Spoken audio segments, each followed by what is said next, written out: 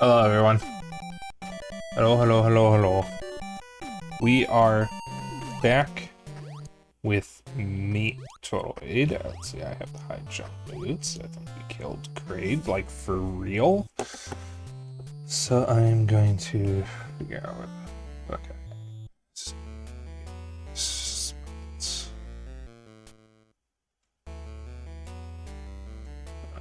Okay.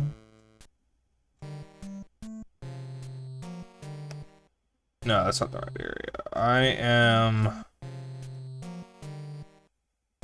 here. Oh, I see. I see. I need to get to the lower Norfair. That's where Ridley is. I think. Yeah, there's Ridley.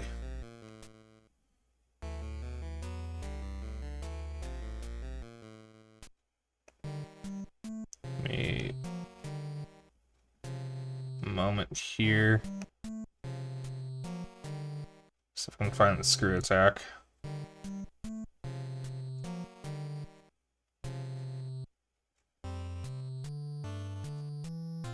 There's the high jump.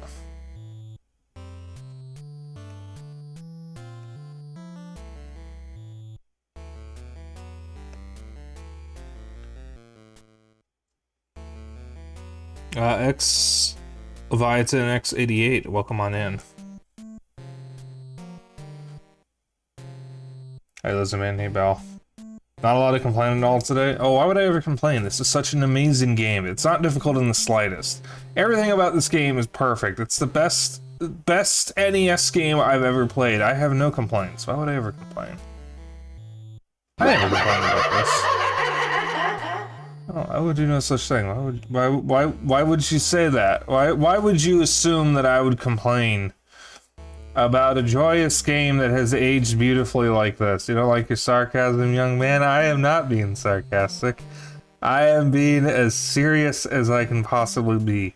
I adore this game. It has no flaws whatsoever. Where the fuck is the screw attack? Zeno, where's the goddamn screw attack? I can't find it on my map. Doesn't look like it's in Lower Norfair. Screw attack is in Metroid 1, yeah? But where?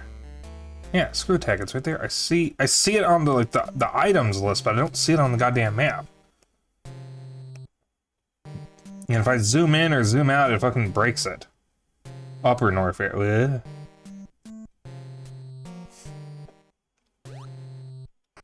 I'm in Upper Norfair. Gotta leave that up so we have audio. Alright.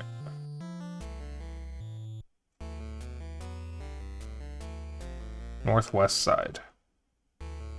Leaving. Ah, okay, let's see. Alright, so I'm actually in the wrong spot then.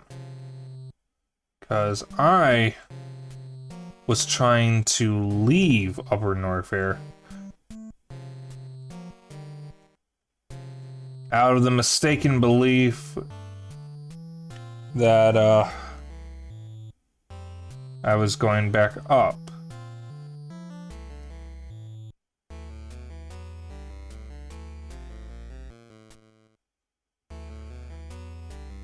Okay, so we got a bit of a trek.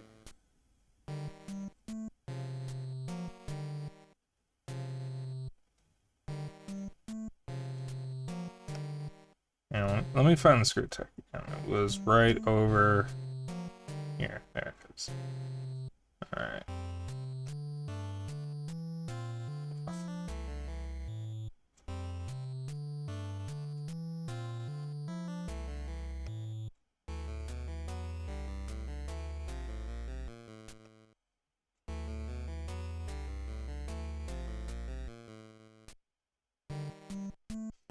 Alright, now the better question is how the hell do I get to it? I don't see an obvious path that goes there. In fact, it... Oh...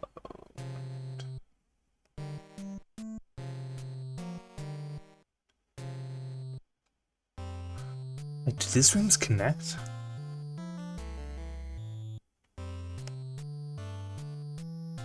Wait, I don't understand this map. These rooms don't connect.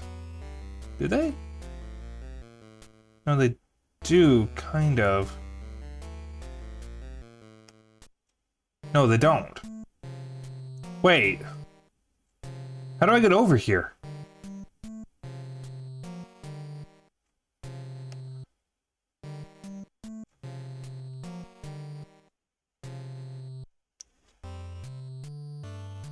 Wait, it doesn't look like the screw attack area is connected to the rest of Upper Norfair.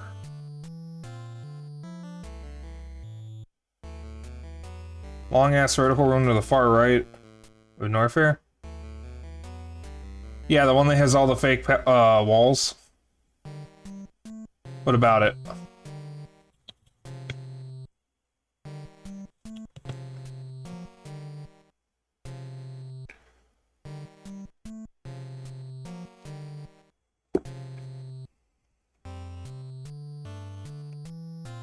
That's how I get over there?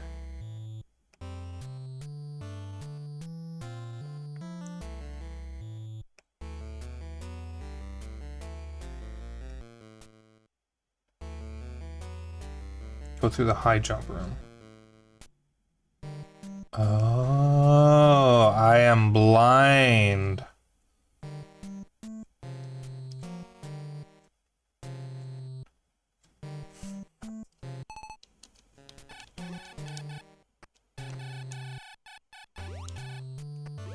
Alright, so I clearly don't have the screw attack and my jump doesn't look any different. Alright, well if I gotta get over there, I gotta make my way back over to the high jump. Which thankfully... it's not gonna be that difficult. I only got a couple rooms to go through. Let's get over to that vertical room.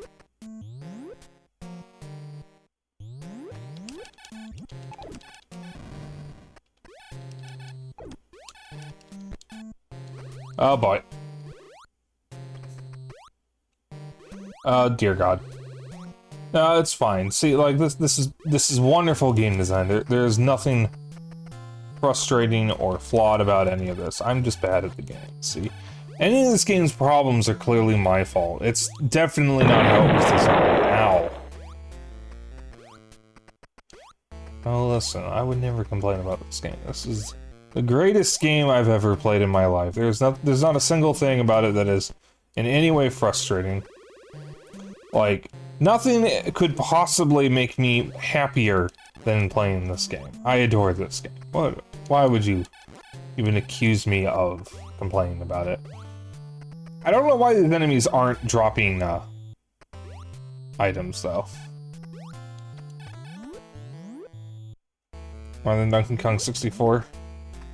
No, see, Donkey Kong 64 is a bad game. This game is a masterpiece. I'm gonna answer honestly for a moment. Yes, I do like it more than Donkey Kong 64.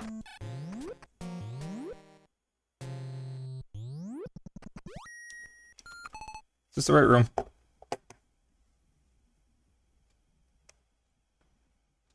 Yes, okay.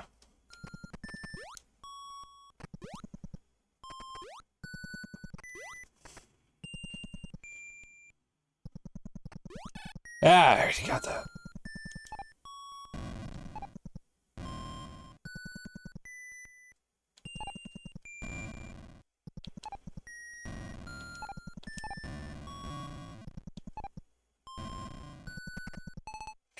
Is that over here? No, I went over here to get to Ridley, didn't I? And it's just straight left and then up. So we keep going left until we get to a green room. Then we go up.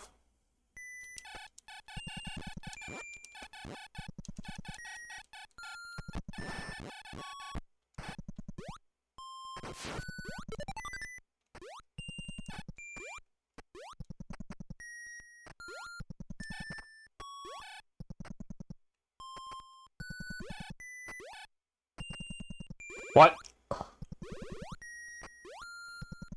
No, that makes perfect sense. There's nothing wrong about that.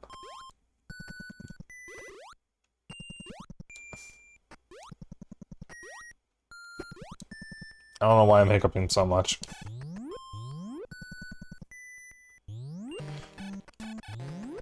Chat, what's your favorite NES game? I think I've asked this before, but I don't remember a single person's answers. I am not drunk. I don't even drink. I got coffee and water. That's my drink of choice for tonight. Yeah, what's your favorite NES game? Mine is always going to be River City Ransom. I am not on drugs. Unless you mean, like... drug of life. I only have one.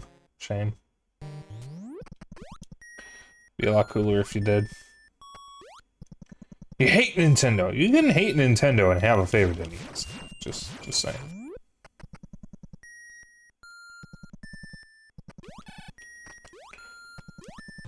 There we go. And that's the last item. Oh, you said bitch Tendo. Okay. Alright, let's see here. Yeah, those guys don't do anything. Anything else over here? Oh dear. No, it's just basically getting down to lower Norfair. So then we gotta go all the way back to the right, over to the large vertical room. Nintendo Bitch Cube.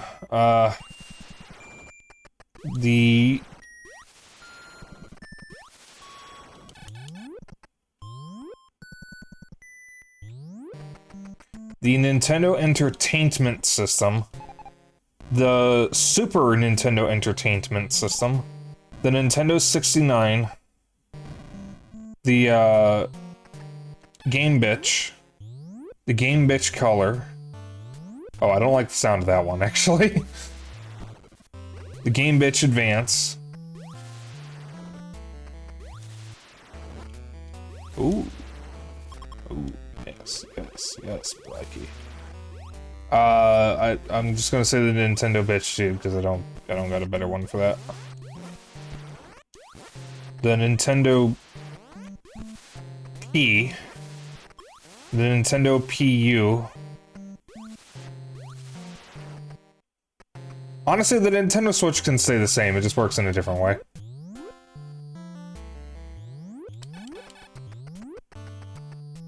Or I guess you could call it the Nintendo Slut or something if we're keeping with the theme.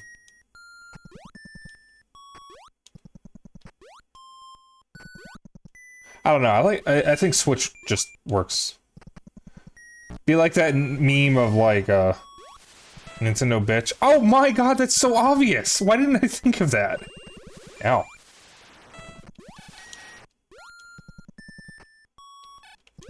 Ah, I wish I could shoot out.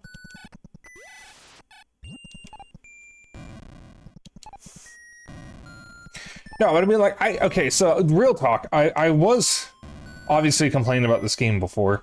I do like this game. It just hasn't aged very gracefully. If you like NES games, if you can deal with NES bullshit, this game is absolutely still worth playing.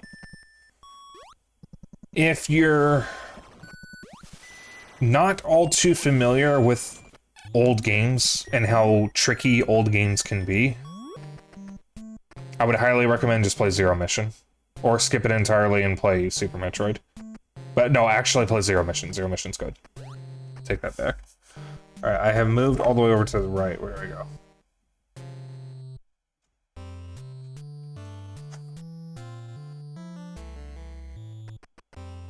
Get it on the bottom.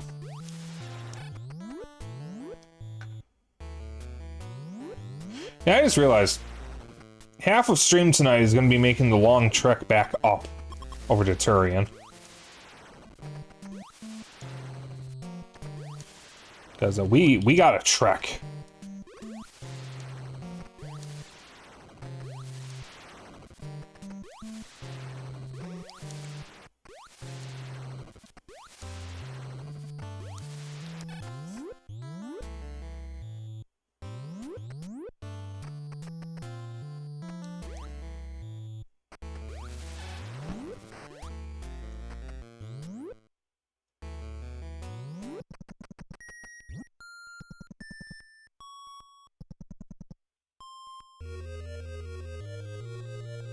Half the stream is probably going to be just Turian. Finally, some new songs. Let me see how big this area is. Oh, this area is small. Let's see here. Missile tank off to the right. I think I'm good on missiles, honestly.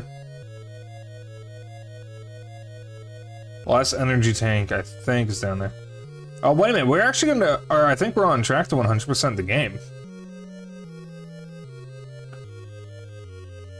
I'm gonna grab that missile tank and then just head to Ridley.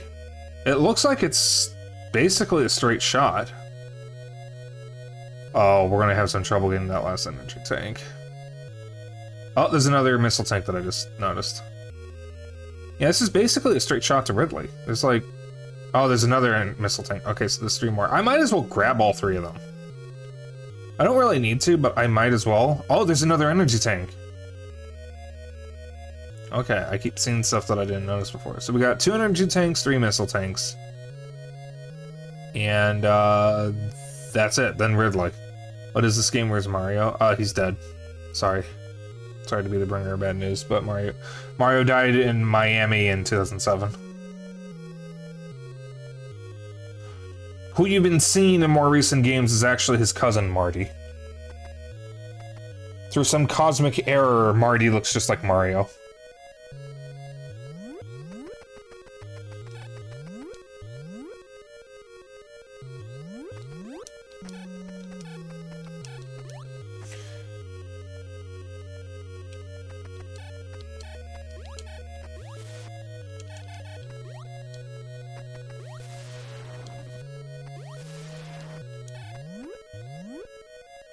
It's a me, Marty. Oh.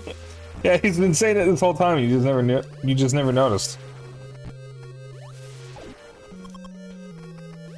So in most of the games, the screw attack is basically an instant kill on anything besides bosses.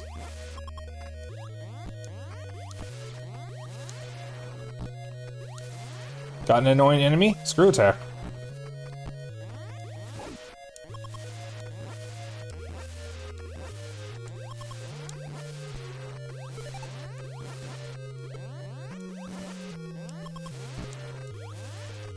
I probably shouldn't stay here.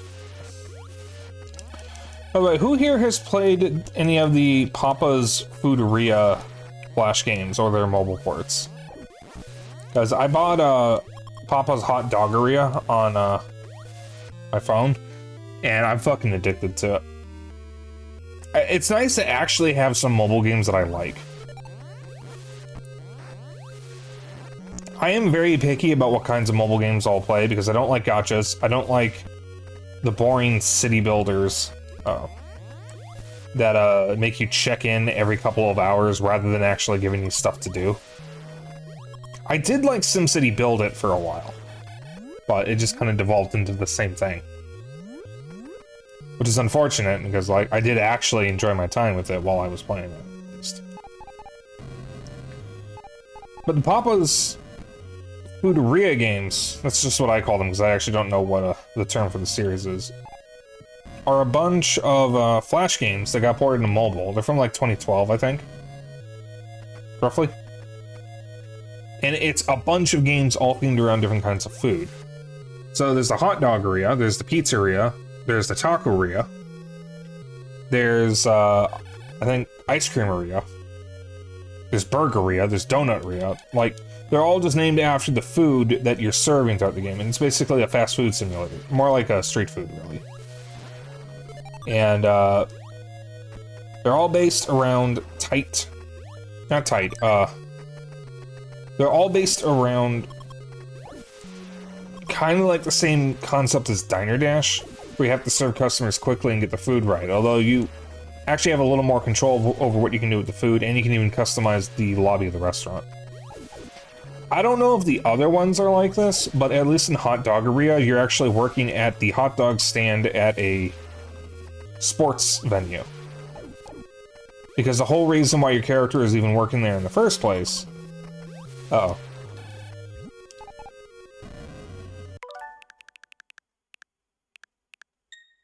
Is because you wanted to go see a football game, or a baseball game, rather. Oh, wait a minute, how... Wait. How do I do this?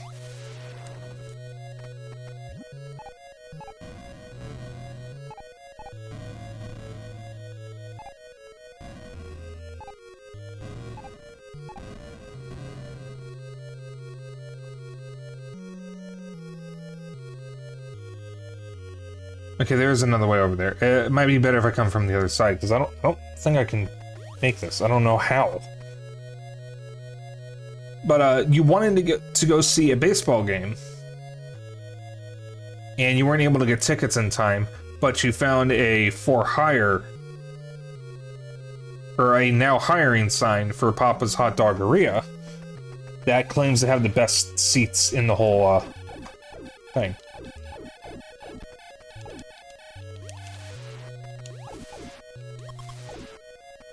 You have to freeze enemies, and then morph ball bomb off them if going this way. Okay. These enemies are also easy to kill with this. Ow, I say they're easy to kill with the screw attack, and then I immediately screw attack it up. Might use this room to grind for health in a moment. Or maybe on my way back. Yeah, it might be better if I just come from the other way, because if I do that, I can actually hit the other missile tanks on the way, and maybe even get Ridley.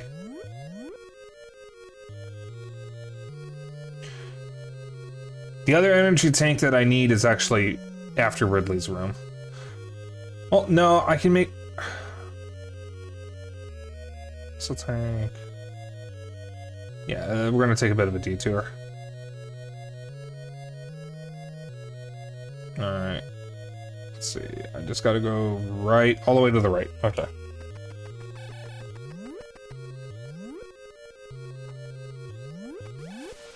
And there goes Bandit. I don't know what Bandit's going on about. He was out a moment ago when I was getting coffee.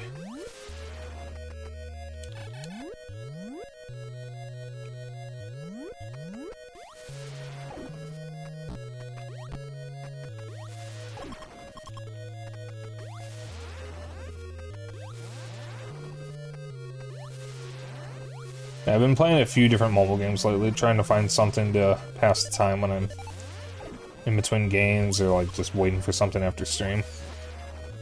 I've been playing Lara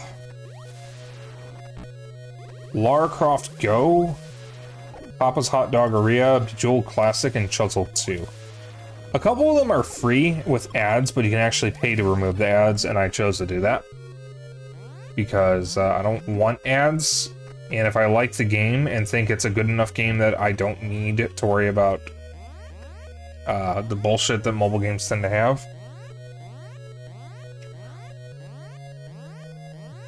Alright, so this is a dead end. I gotta go down one further. Yeah.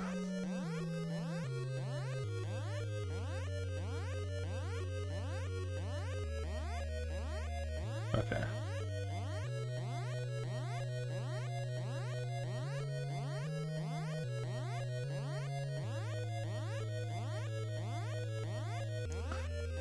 I'm actually going to go all the way down and grab a missile tank and then come back because I can't even get the missile tank from the other side. You've been playing Microsoft's Jewel on the Xbox app. Well, it's a pretty bare bones Bejeweled clone, but it's alright. No ads either. Am I in the right spot? Wait a minute. Yeah. Alright, this is the right one. But I want to go down one first to grab a missile tank.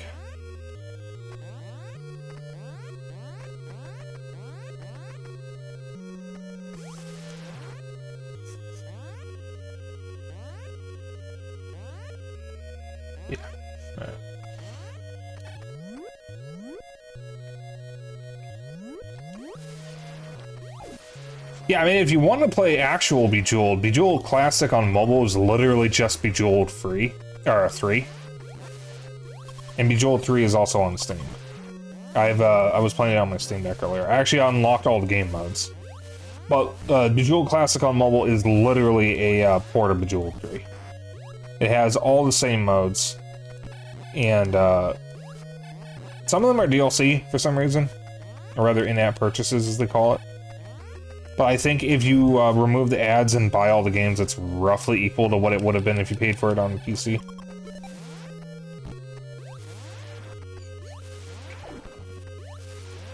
I also re-downloaded Bejeweled Blitz, which I definitely remember playing when I was in college.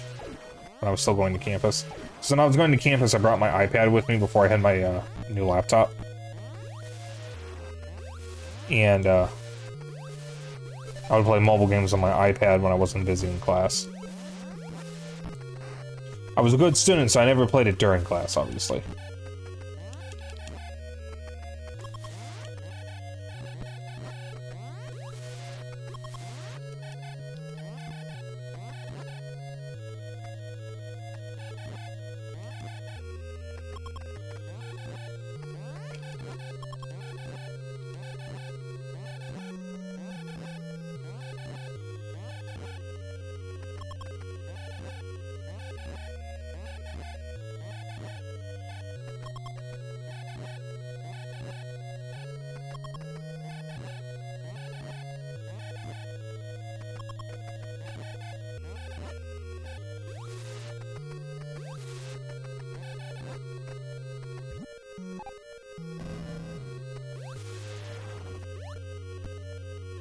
Oh!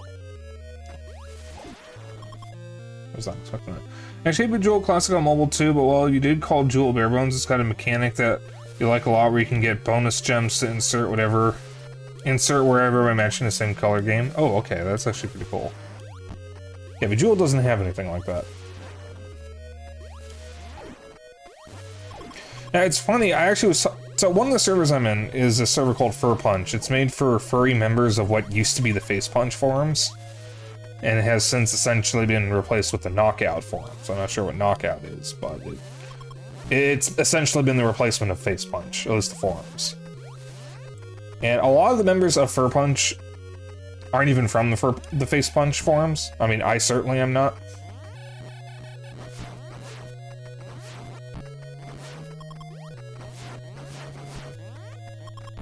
But, someone in there was talking to me about Bejeweled because they are a huge Bejeweled fan. And, they posted one of the songs from Bejeweled 1 that I recognized from when I played Bejeweled 1 when I was a kid, back on my original PC.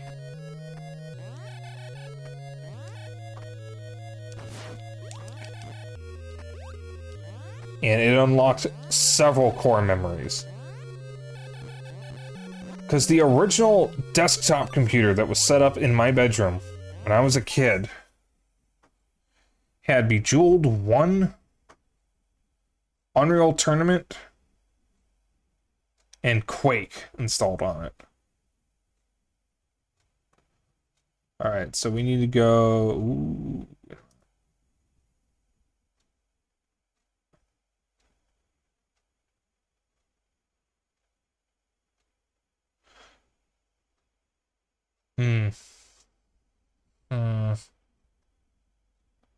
I'm not sure I'm going to be able to get that energy tank. Not from the other side. I don't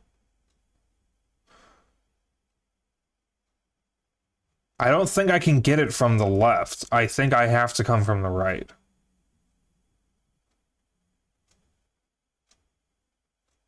But my health is too low, so I'm going to either have to replenish health or get that energy tank anyways.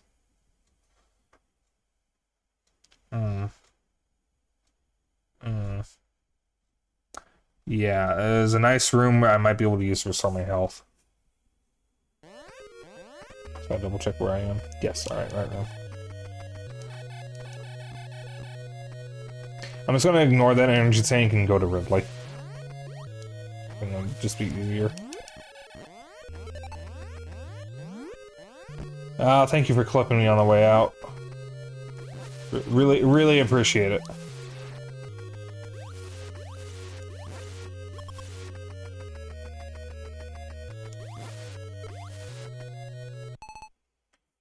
Lately on phone, you've been playing this AFK Journey, which is a bit of a gacha type, and Vampire Survivor.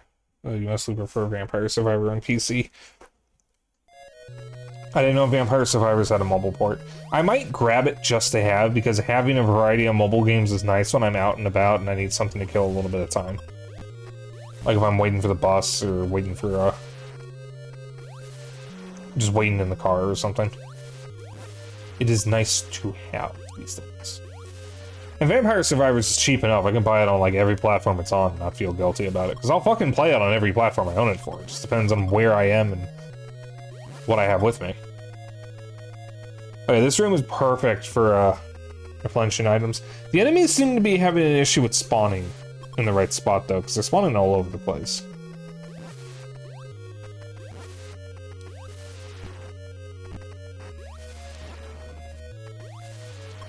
This is working now.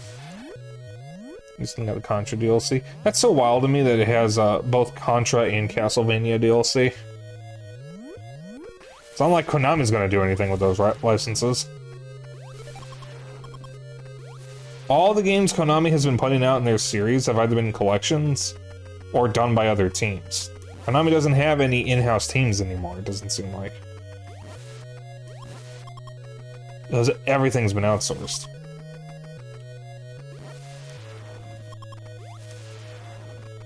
Usually, the teams that get the rights to their games tend to be unprepared to actually work with the IP.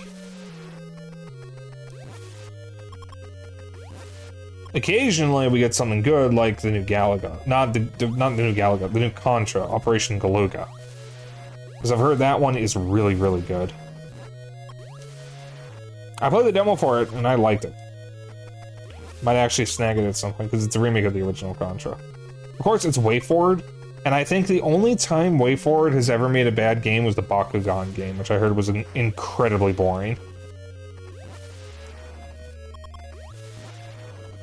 That is the only time WayForward has ever made a bad game with it. Me? Galuga. Galonga.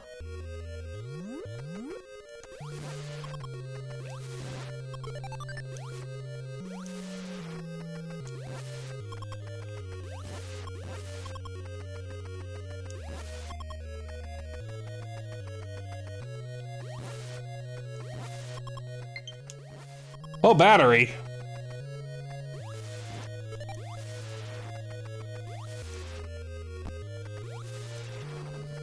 Come back here. Give health.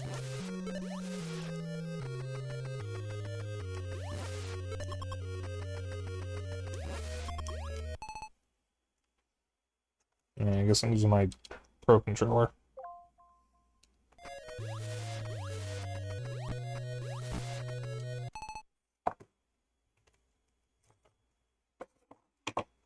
Nice thing is I can charge my NES controller now, since that just slides on. Can't plug in an NES controller because it doesn't have a port. You're meant to slide it onto the side of the Switch. Ow. I want to try to get up a little higher, a little more energy. Oh, speaking of Vampire Survivors, the Deep Rock action roguelike, Deep Rock Survivor, is on sale, and I'm probably going to snag it once I get my Twitch payout.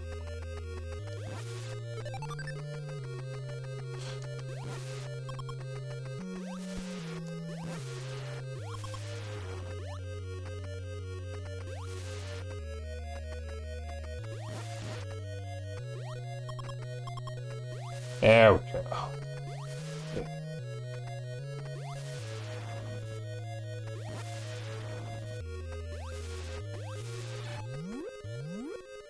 Rock and stone.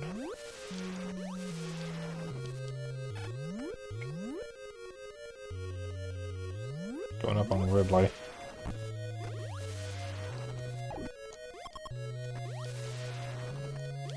Fucking stove.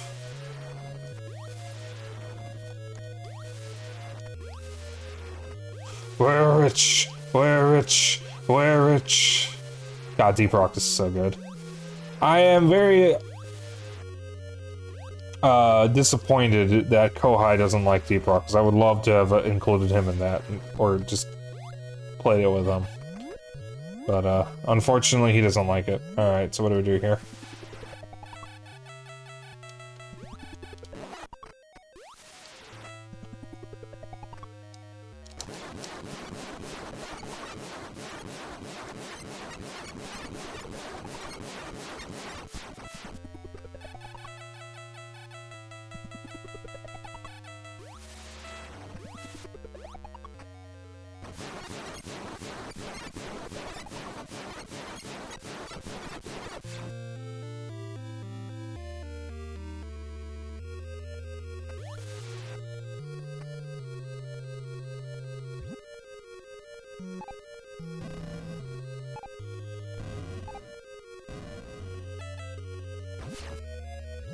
Wait, how do I go through the door?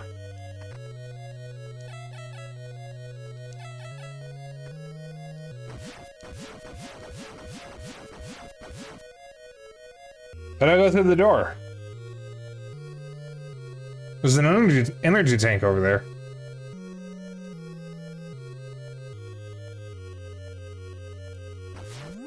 Oh. I guess I didn't hit it enough times. It was a missile door that was the wrong color.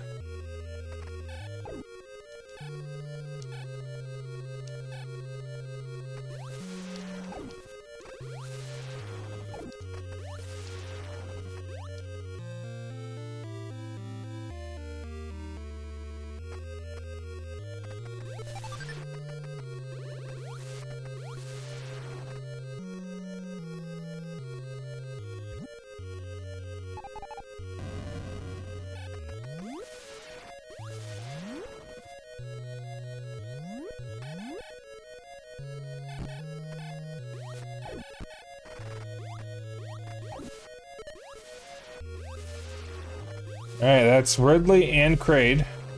So now I believe we can get into Turian. Unless there's something else I need to do. I don't think there's anything else I need to do.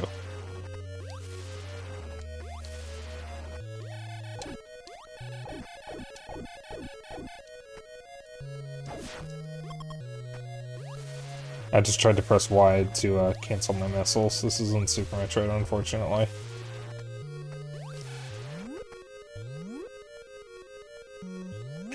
Ah, it was a 10 missile door, okay. I have not seen a 10 missile door up until now.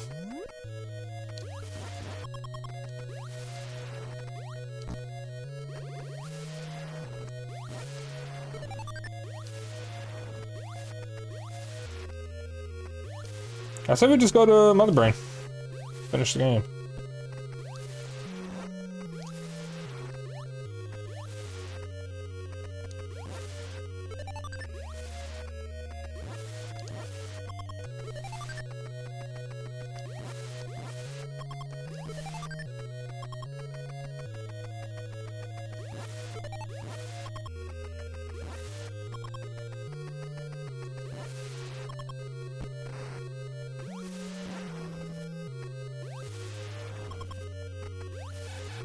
I might try to stock up on missiles before I go.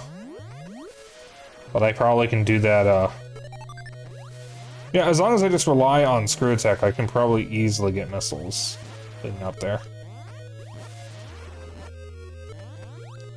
Case in point.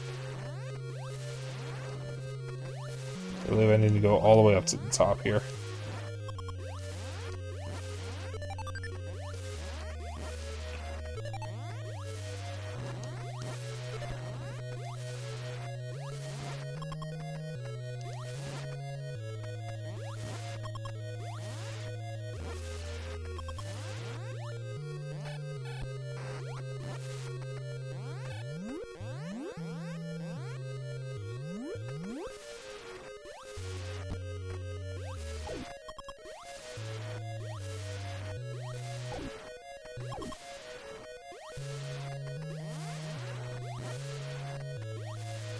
You know what? Real talk. I think I agree with Zeno.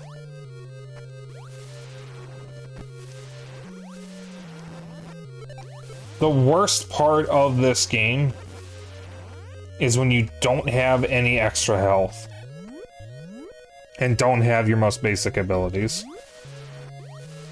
So like the first hour or so. After that, it's just a matter of can you deal with the jank.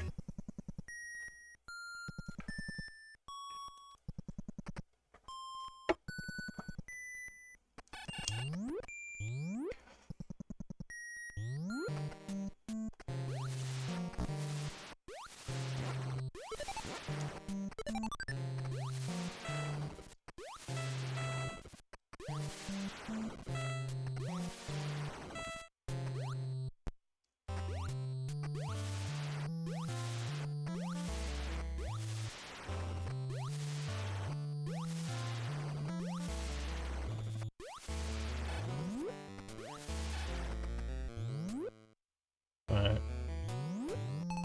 Excuse me a moment. Let me reorient myself. Alright, so I'm gonna take that long ass vertical room almost all the way up to the top. So we got one fake wall to pass.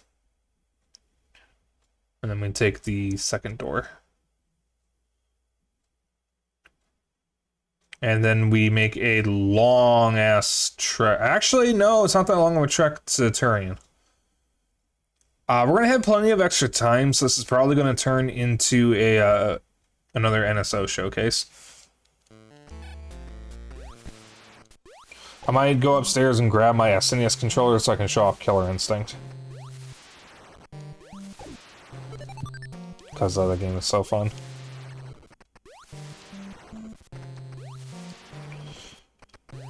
Or, you know, I could probably play, like, F-Zero 99 or something. Since I haven't actually played it today. I'm taking a break from it, because I got a lot of stuff that I want, and I'm just waiting for the next content update, because it's bound to get more content.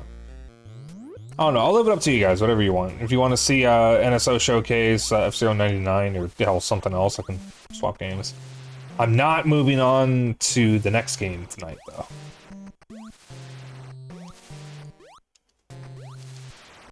Well, I mean, I guess I could if I have enough time. It really depends on how much time the ending takes me. Because if I finish an entire 2 hours early, then yeah, I'll start the next game. But if it doesn't take me that long, I'm not going to start the next game. Because the next Sunday game for Metroid Mania is Power Slave. Specifically, Power Slave Exhumed.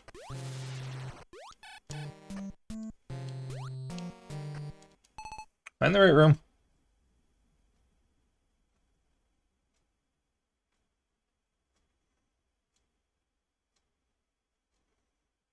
Yes, okay. That's fine, I'll just miss.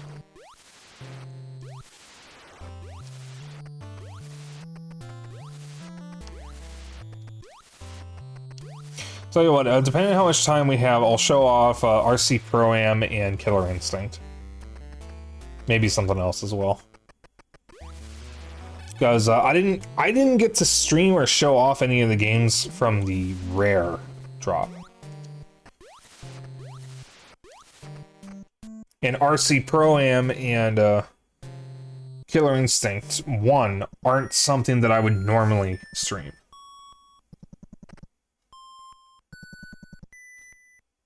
Alright, so we got basically a straight shot. I think I can, Now I passed by an elevator.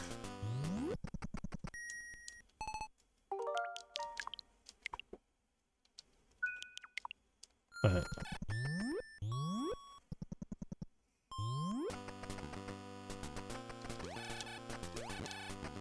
Also, while I'm thinking of it, I have an announcement to make. I just want to say, what I'm about to announce is going to be a long way off. But it is something that I am going to follow through with. Later this year, I am going to get myself a 3D model. It is happening. It's just, I don't know when it's going to happen. As part of that, I am going to start having new types of content on stream. And I might also start doing long form or short form video content. So one of the things I'm going to start preparing for is a video that I've had an idea for a while, where I talk about some of my favorite examples of games within a game. Where you can play other games in a regular-ass game. For example, in Metroid Zero Mission, you can play the original Metroid. In Project Gotham Racing 2, in the garage is a hidden arcade cabinet that has the original Geometry Wars, which eventually became Geometry Wars Retro Evolved. And one of the coolest examples would be Tekken 5, which not only has the arcade versions of Tekken 1, 2, and 3 in it, it also has the entirety of the Namco arcade game Star Raider, I believe it's called, as a loading screen game.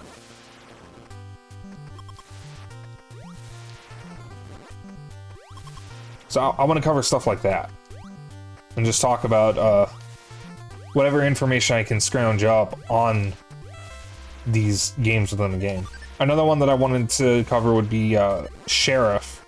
It's called Wario Sheriff in WarioWare Inc. Because that is the only home console or home version of Nintendo's Sheriff. They have literally never released that game for home consoles. The only way to play it is through WarioWare, where it's given a Wario makeover. There is no other official way of playing it on anything other than tracking down an original cabinet or emulating it. It's not very good, and that's probably why. Nintendo doesn't like talking about their bad games. I mean, I say that, and yet they port Urban Champion to everything except the Switch. Urban Champion is probably one of the worst Nintendo games ever made. And for some reason, Nintendo gave it a 3D Classics makeover on 3DS. And I will never understand that.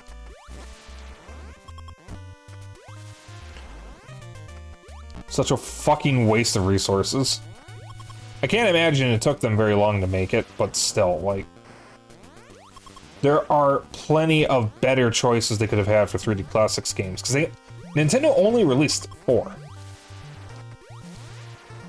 Or 5.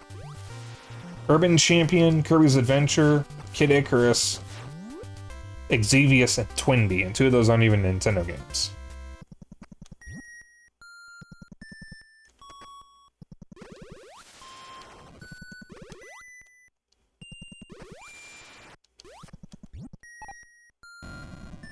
I didn't mean to do that. How do I get through here?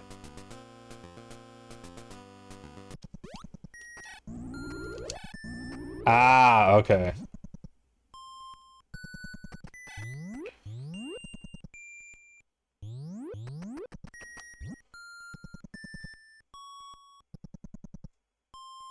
I was going to shoot the statues to see if they would do anything, because I couldn't tell if they were flickering because the game is weird or because of an actual... if they wanted me to shoot them. Does NES games... oh god.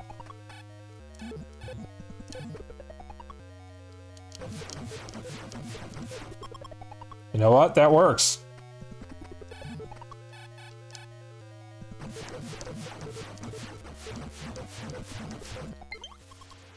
What do you mean low battery?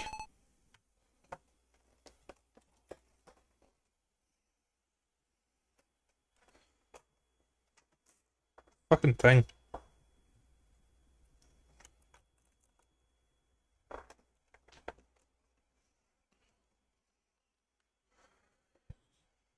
And for a while, Animal Crossing on the GameCube was the only way to play some early NES games. God, I forgot about that.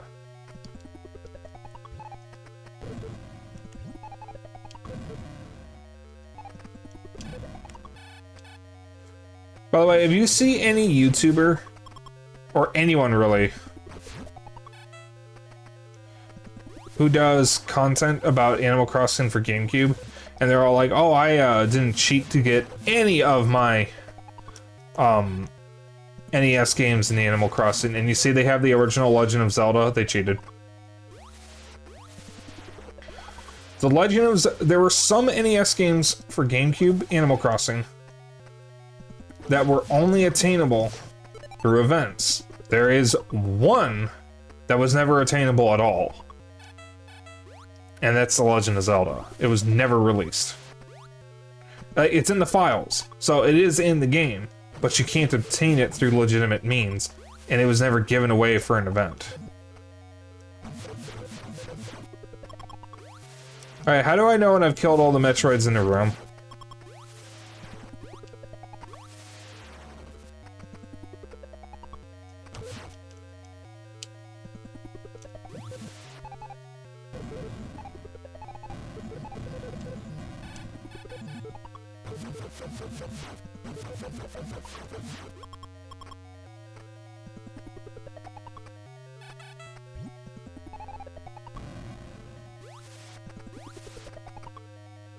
How'd I get through the doors?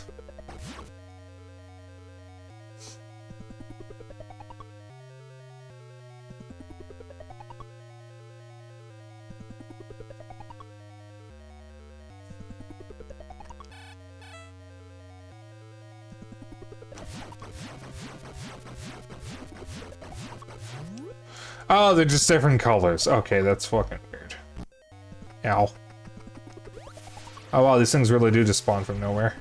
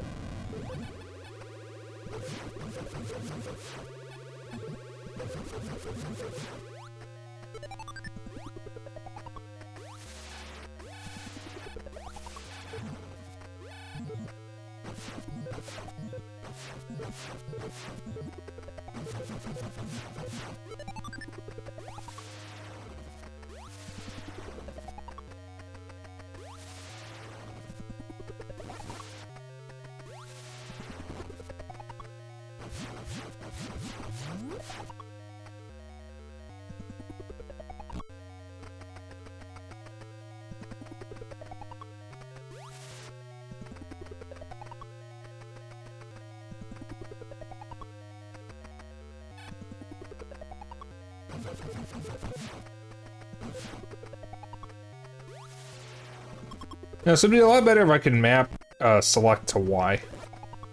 I could actually change the buttons. So there are two things the NSO apps desperately need. Remappable buttons across the board.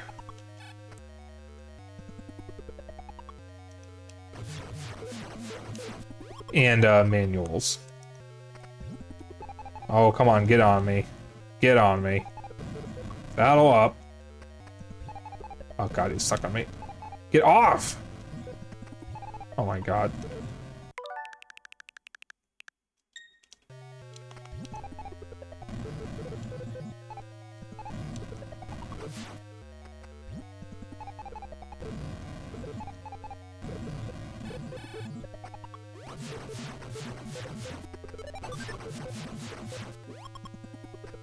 Really, buddy?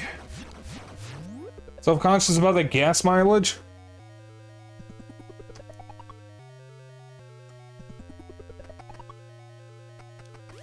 So, yeah, listen, man, the elephant in the room with that video is I could cheat and include the entire Yakuza series. That's a lot of games to cover and talk about. So I'm probably going to include them all as one thing. And throw Shenmue in there for good measure. Because it's all the same thing. They're all Sega arcade games. They're all very good Sega arcade games. I am going to include a little bit of grumbling about how Yakuza Kiwami doesn't have any Sega arcade games and has a really cringy bikini wrestling game instead. Which I have absolutely no interest in. Listen, I like women as much as the next person, but I want to play fucking Space Hero. I don't want to watch women wrestle. There are websites I can go to watch that shit for free. I don't want to pay 40 bucks to watch that.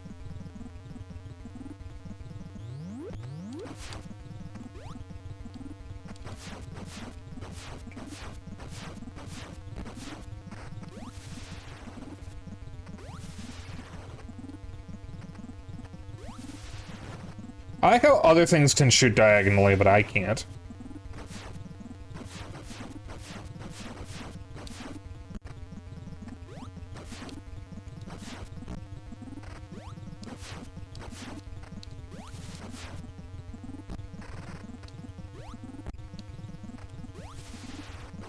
Oh, it replenishes.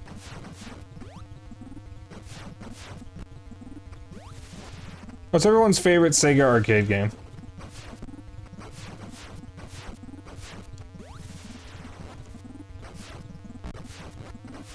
Mine is probably Space Harrier or Crazy Taxi. I have played both in arcades.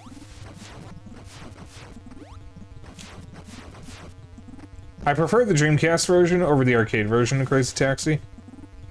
Space Harrier is good no matter what form it's in. Kind of. I had the Game Gear version of Space Harrier at one point and I sold it and I really wish I hadn't.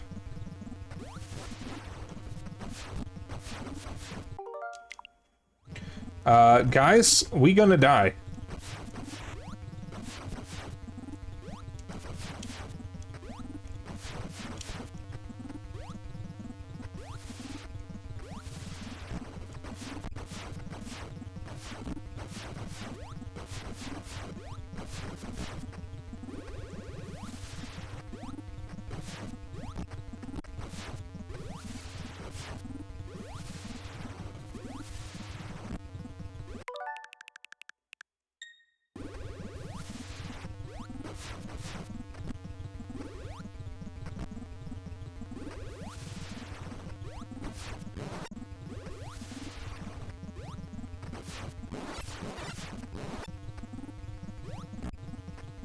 These hitboxes on the donuts are insane.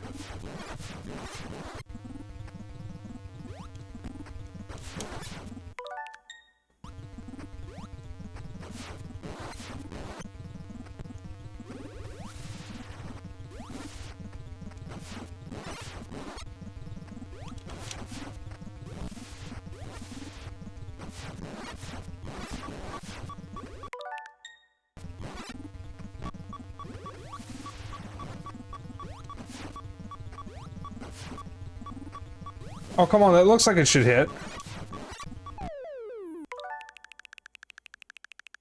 SpaghettiOs, I've been calling them donuts.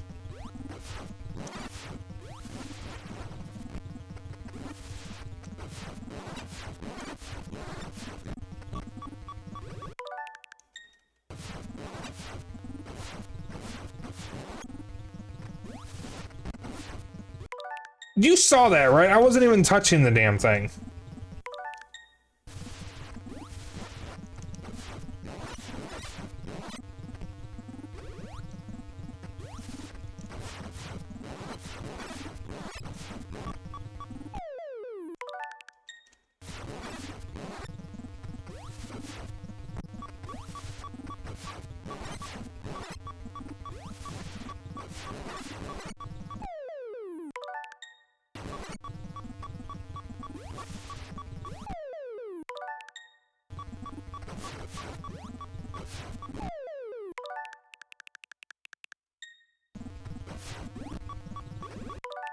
Why do these things deal 15 damage, by the way?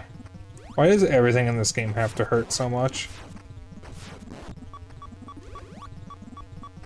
Why doesn't anything in this room give me health?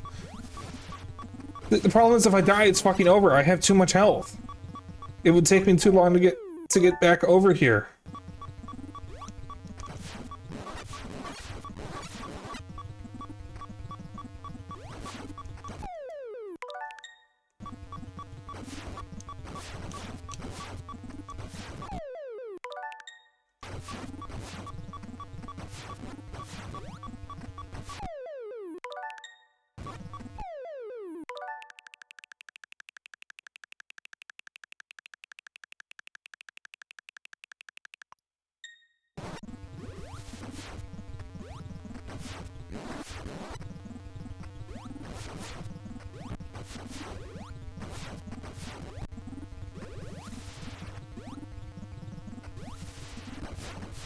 There is literally no safe spot to stand, by the way.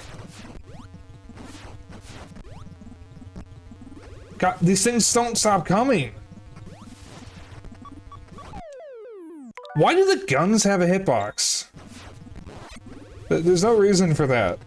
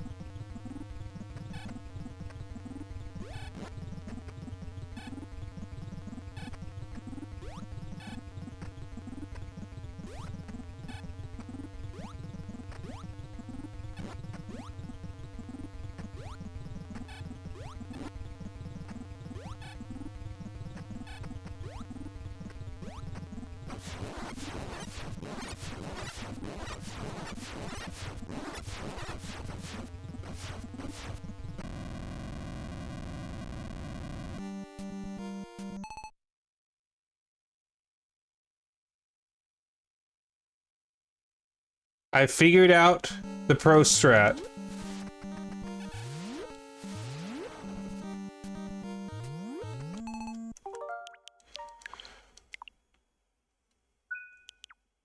It's like Aaron and the Flower and Battle Kid. I don't know what Battle Kid is. I mean, like Aaron Hansen. I know so many people who hate him.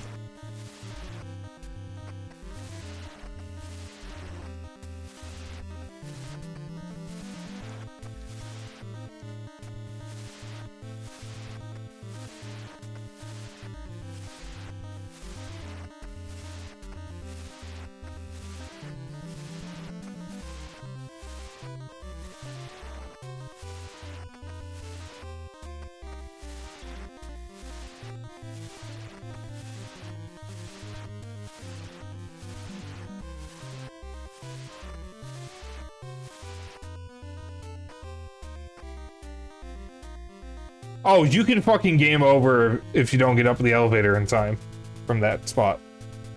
Great, you fulfilled your mission. It will revive peace in space, but it may be invaded by the other Metroid. Pray for a true peace in space.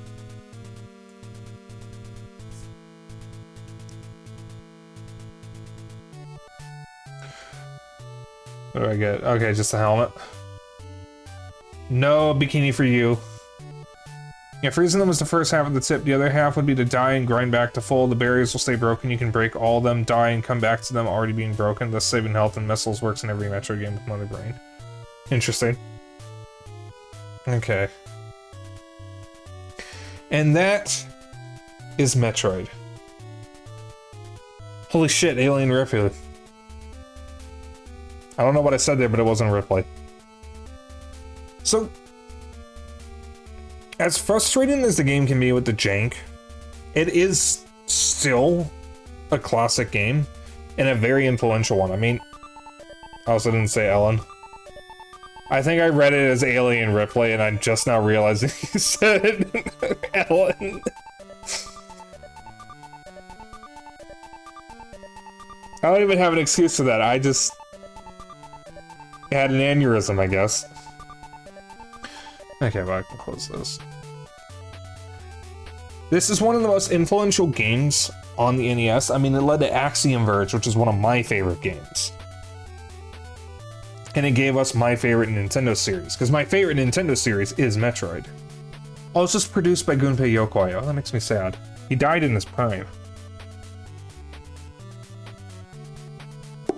He died in the 90s.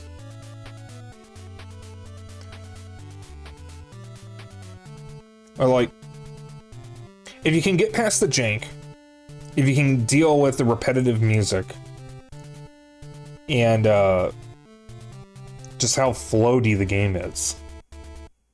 Like, this game is simultaneously, it feels floaty and heavy at the same time. That's so weird. This is one of the best games on the NES, quite honestly. Would I recommend it? No. Not unless you really like NES games. If you want to play the original Metroid, just play Zero Mission. Zero Mission is better than this game will ever be. Would I say the other Metroid games are better than Zero Mission? Probably. But Zero Mission is so good. Oh, and Karma Chimera. Weird gravity acceleration curve. Yeah, that's actually a good way of putting it, because you're floaty going up, and then you fucking drop going down. Oh boy, we're at the beginning.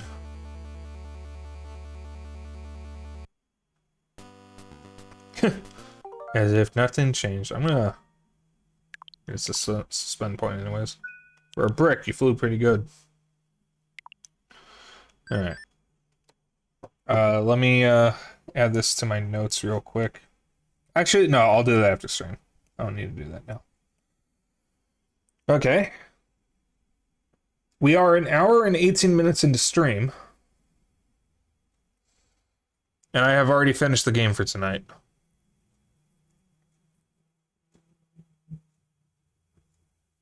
I am hearing some loud-ass engines outside, and I do not appreciate it. I could start Power Slave. What do you guys think? Do you want to see RC Pro Am and Killer Instinct, or do you want to see Power Slave? Scat? Huh? Oh, yeah. Special Cybernetic Attack Team. It's actually a really good game, funnily enough. It's just got an awful name. Skibbity. God, if this came out today, it'd probably be called Skibbity, and I hate that. Well, we gotta find something to do for the next 2 hours, so... Do you want to see Scat? Do you want me to just show off some random games? Let's support jazz musicians. Or do you want to see the next Metroid Mania game? I'll leave it up to you guys.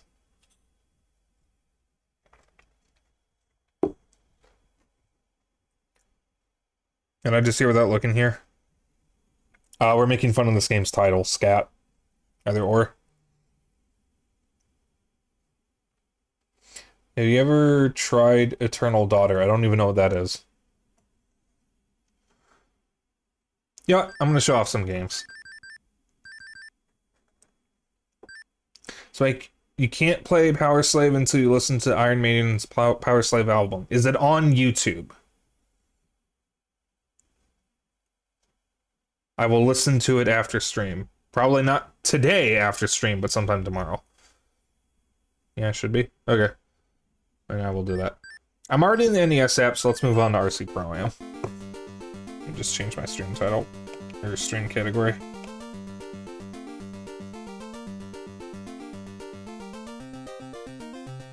There we go. So this is a racing game by Rare. It's actually a very good one. I actually own this.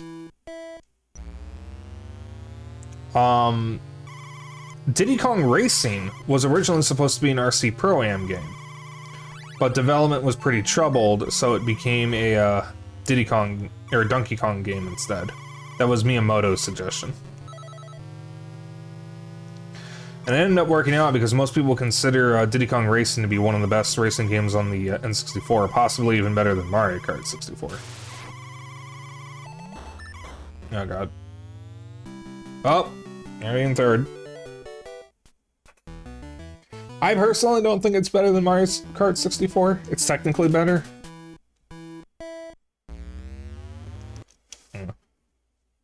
Eternal Daughter was the first big game from Derek Yu, who went on to make the Spelunky series several years later. It's a Castlevania clone, has a good story. Mostly forgotten now. I'll have to check that out at some point.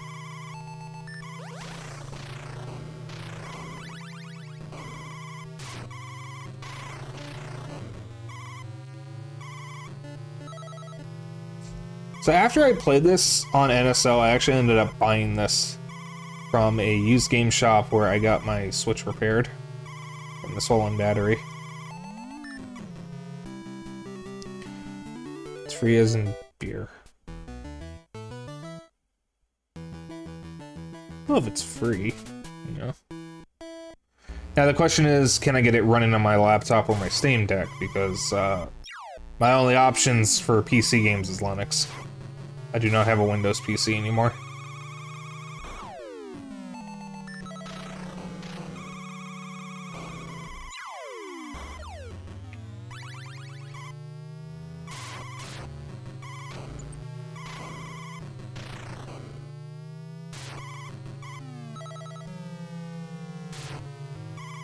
It's definitely a Metroidvania.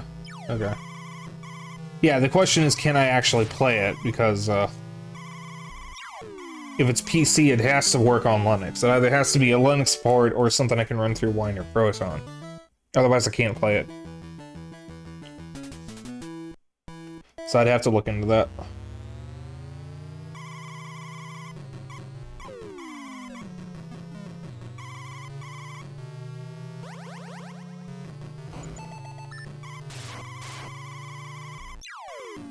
I'm gonna be honest, I'm not the biggest fan of Spelunky, but I have been considering giving it another shot. It's super old now, and it's never received a technical update. It has native controller support for a standard that isn't even supported anymore. I'm assuming you mean direct input. Why am I facing the other way? Uh-oh. Uh-oh.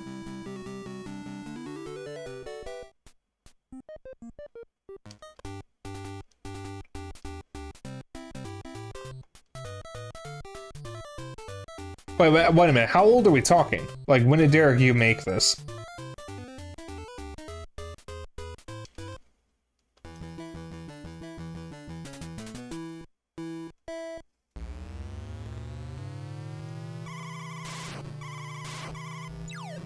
I'm gonna try one more time. I've actually gotten pretty far in this.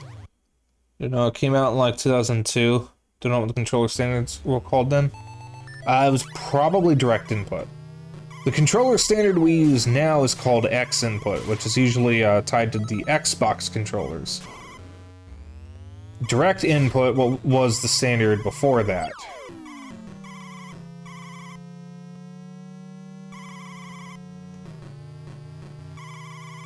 So if it came out in 2002, it was probably direct input, because X input wasn't the standard until like 2007 at the earliest.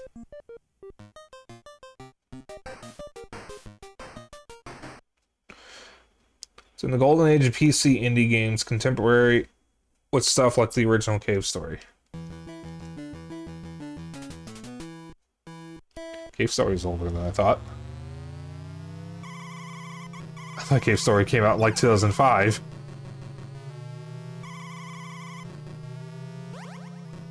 I actually had the original PC version of Cave Story installed at one point, complete with the translation patch. That was on my old laptop, and I don't have it installed anymore. I also had a PSP port that someone made at one point, but I never actually played much of it.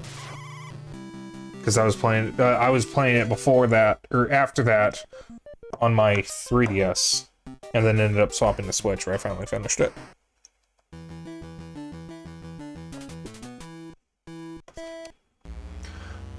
The original Cave Story came out in 2004, was fan translated a year later.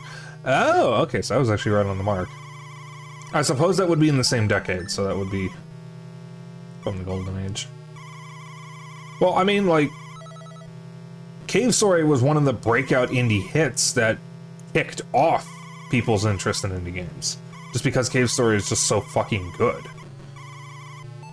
And I think Spelunky was actually part of that as well, if I'm not mistaken. And I know there was also like Super Meat Boy, The Binding of Isaac, and Braid and Fez. Fez may have come out later, but I know Braid was another big one, and so was Limbo. And Bastion. Those are like all the big indie darlings from back in the day. Now my timeline might be slightly inaccurate, so someone is probably going to correct me on when those games actually came out, but I do know that Braid and Fez were tied to the Indie Game the Movie documentary. And 2-year difference isn't that big? No, not really. I don't know, time is an illusion.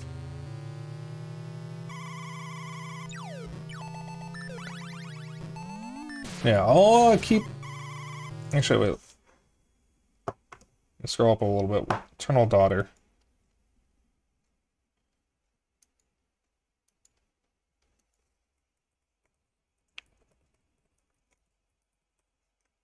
There we go. Wrote that down. I'll actually make sure I check it out. No guarantee I can actually get it working, and it won't be a part of this marathon, but I'd see it to stream later. Depends on if I can get it working. Okay, it's all in.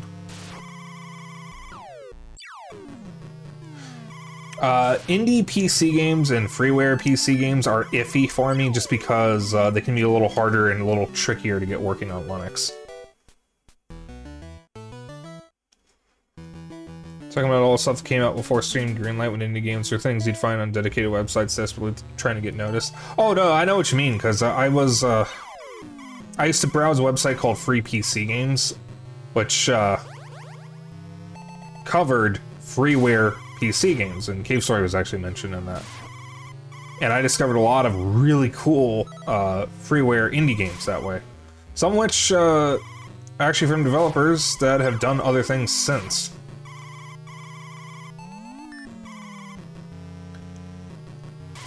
That's how I found the Ben Jordan point-and-click series. Shit. Which was a series of freeware point-and-click games.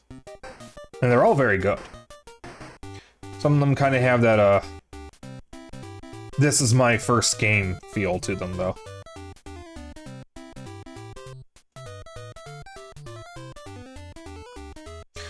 Speaking of, one of those games from that period that I found, I will be streaming at some point. It's called Reactor 09.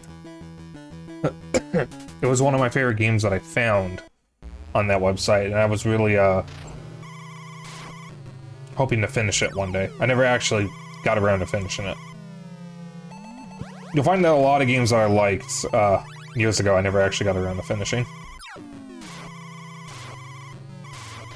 That's part of why I stream, is to finally do that.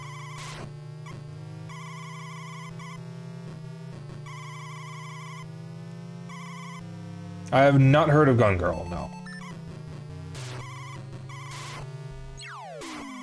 Oh, Karma Khmer, I feel like I've seen you in chat before, so forgive me if I have forgotten, but were you the one who came in a year ago during my last Metroidvania and told me about a bunch of,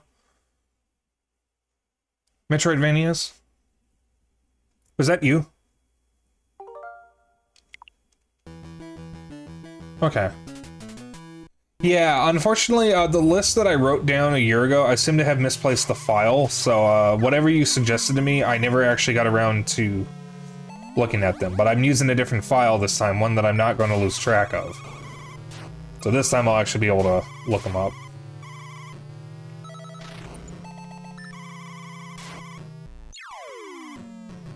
So if Gun Girl was one of the ones you mentioned, that was not one that I got around to playing.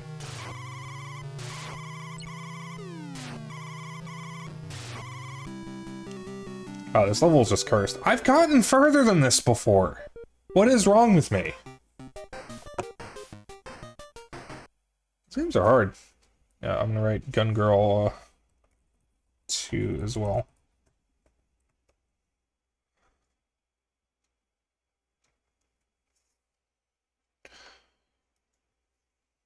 Eternal Daughter, Gun Girl 2, and Super Panda Adventure were the ones recommended last Metroidvania. Zeno, how the fuck do you... Wait.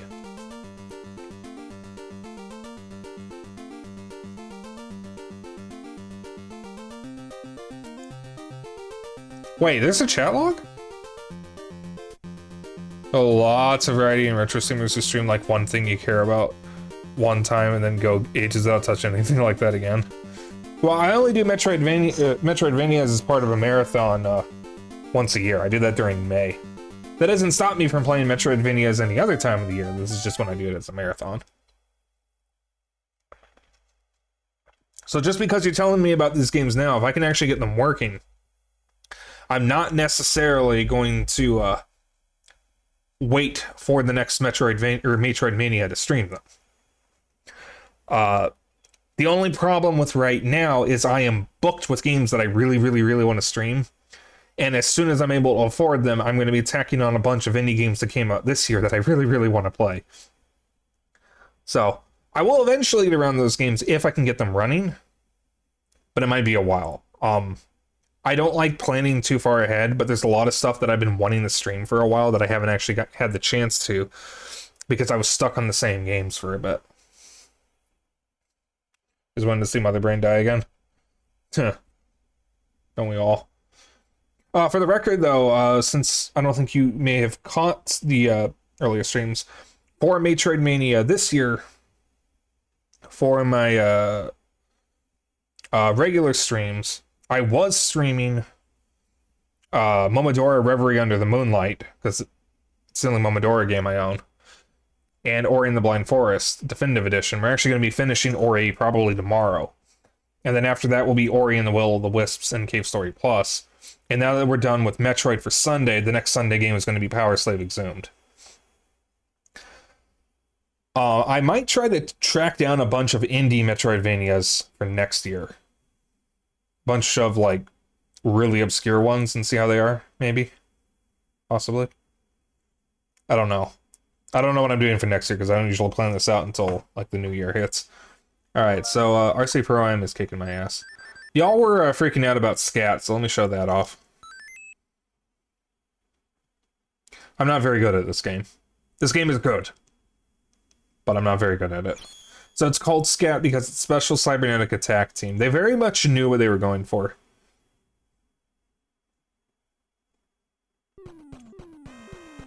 This came out the year the SNES came out.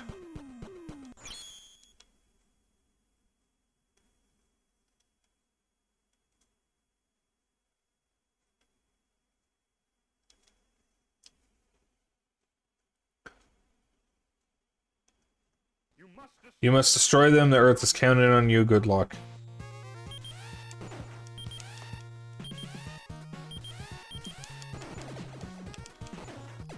So you got the, ow, you got these balls that you can control.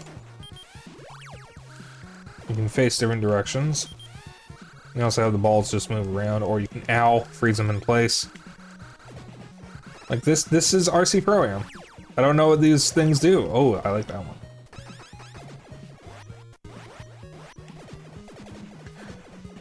This is actually one of the best NES games, by the way. It's got a really stupid name, but it's actually a really good game, despite that. I only got out of that series at the worst time. You played a bunch of Momodora games because the art was pretty and they were all empty and terrible and felt unfinished, and then Reverie Under the Moonlight came out and I was like, not making that mistake again, but everyone seems to love it. I loved it. I had a really good time with it. I have not played the first three, and they actually came out with another one, a fifth one, Moonlit Farewell. And then there was a spin-off called Minoria. I think Moonlit Farewell actually came out this year, given creator was talking about on Twitter. Always good to control your balls. Exactly. Yeah, sometimes you just need to tell your balls when to stop. And then you need to tell them when to go.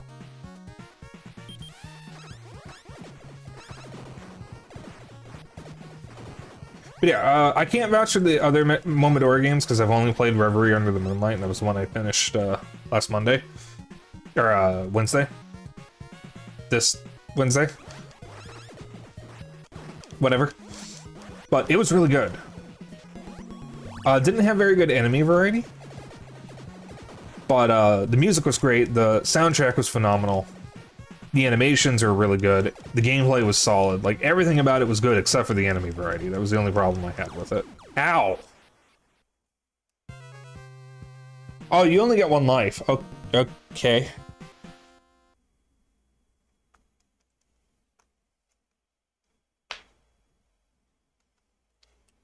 You must destroy them. The Earth is counting on you. Good luck. Wait, that was voice acting.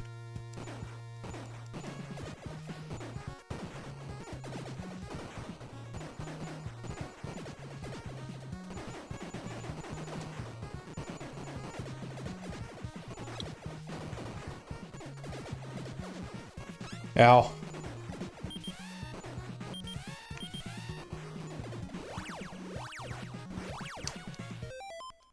Oh. Games are so advanced. That audio file is like half the data on the cart. See, I was gonna make a joke about taking up data on the cartridge, because like audio files are chunky. For those who have never used a computer before. Like, if you're making a game that has a lot of dialogue and it's fully voiced, most of the files in the game are going to be the damn... or most of the space in the game is going to be used for the damn audio. The reason why the NBA 2K games have such ginormous file sizes is because they have hours worth of uncompressed audio in them from the announcers. That's literally the reason why they're so bloated, because they're also translated, I think. Ow. Well, we're further already.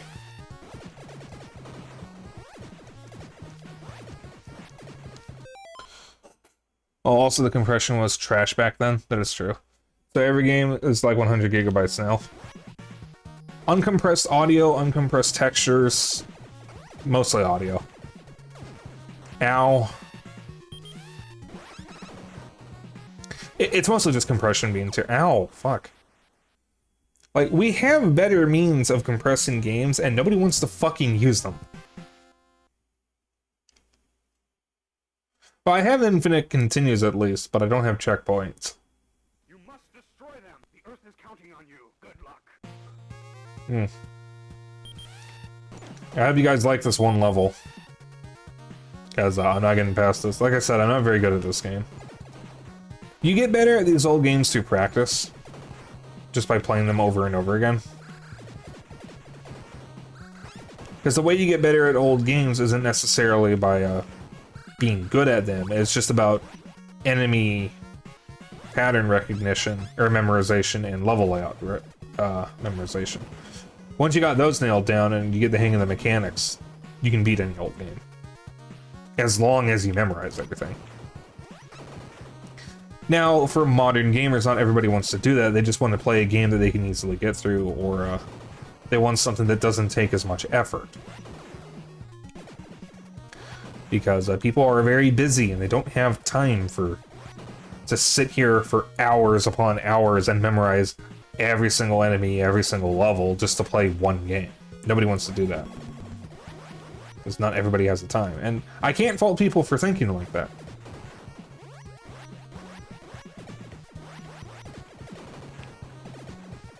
Which is why some games have rewinds, like that.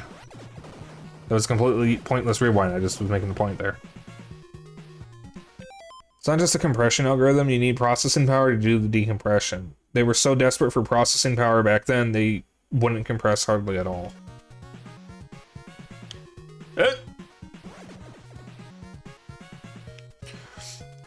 I mean, it's really funny whenever there's an NES game that has voice acting.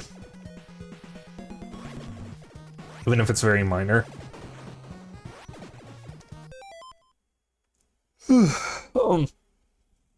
The combo of yawning and tearing up at the same time. Wonderful. That was a yawn, by the way. I think that was actually our first yawn of the night. Thank you, Zeno. Like...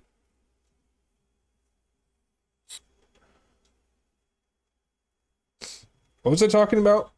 That yawn actually made me lose my train of thought. Who knows at this point? Kind of cold in here. Are you bored? I am not bored, I am tired. I'm just perpetually eepy.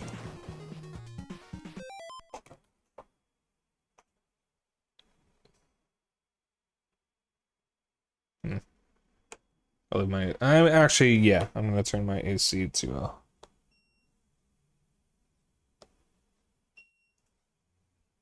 there we go. Set my AC to fan. Metroid is a cool guy. He do be. Ow.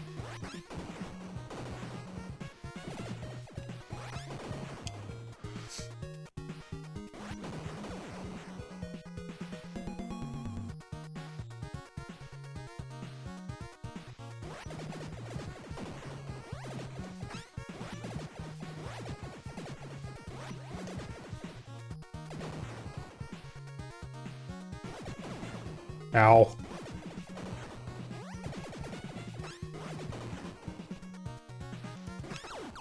Well, I guess I'll die. Progress, though. We're getting there. Alright, I'm gonna move on to the next game. Or to a different game, rather. Because I'm not making a whole lot of progress there. I'm gonna swap to the SNES app. The other game I wanted to show off was Killer Instinct. Killer Instinct is really fucking good. I want to track down a copy of it. Money's a bit of an issue at the moment. It's not as much of an issue as it was before, but like I don't want to be spending money willy-nilly. So like, I need to wait. Especially since there's a bunch of indie games that I want to get. Because a shitload of really good indie games came out in like the span of 2 months. And there's still more coming.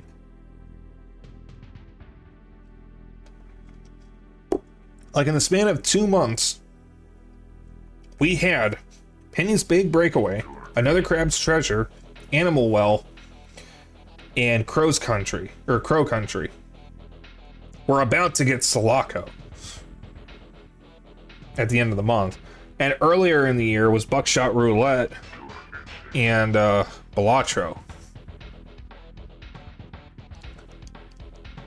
Yes, I'm turning the difficulty down. Fuck you. So I don't like fully understand how the combo system in this game works, but I did figure out 2 combos. One I can kind of do accidentally, and the other one that I can actually do intentionally.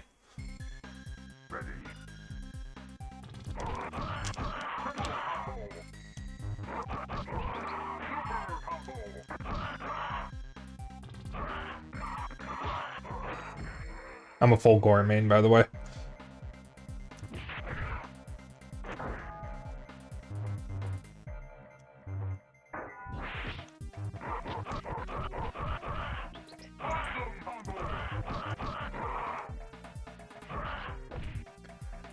Feel guilty for not playing more current gen Metroidvanias, but you've gotten really into a few deep games like Star Sector that just swallow up all your time. And a lot of the games people are nuts about, like Hollow Knight, have themes that skis you out. You don't want to look skeletal bugs in the spooky dark all the time, thank you. You'll get the creepy crawlies. You know, I kind of get that because I don't like bugs that much either. But like with Hollow Knight, I kind of like forget they're bugs. They're too cartoony. But like, I get that. There's always Axiom Verge though, which is creepy for a different reason. Xbox has the arcade version and its difficulty is stupidly hard. Xbox version of Killer Instinct, I mean. Yeah, I knew you meant Killer Instinct.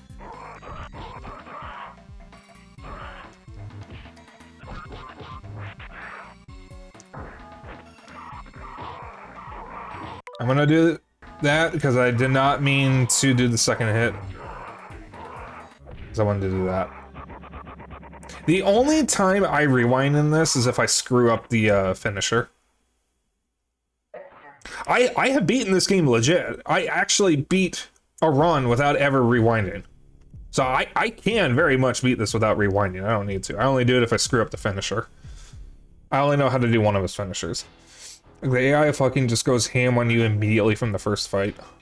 So that's why the bright and cheerful Metroidvanias like Super Painted Adventure is so dear to you. They're such an exception. I mean, you do have a point. Most Metroidvanias are like really dark. And you don't really see many colorful ones.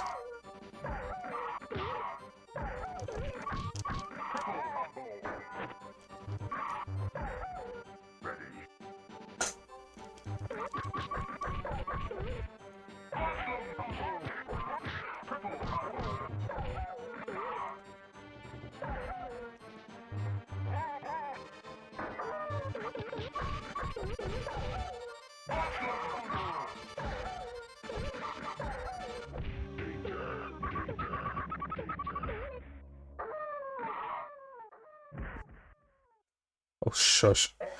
You don't mind the game having dark sections in it, and Super Painted Adventure has that too. It's just oppressive when the whole game is like that from start to finish.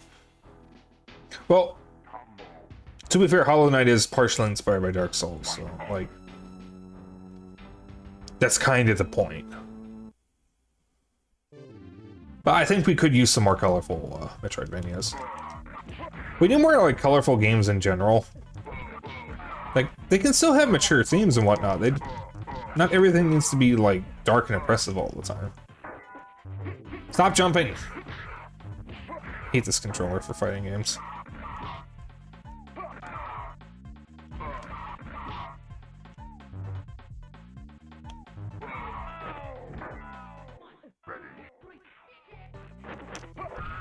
I mean, like, I play dark games a lot. Stop fucking jumping. I hate this goddamn controller sometimes.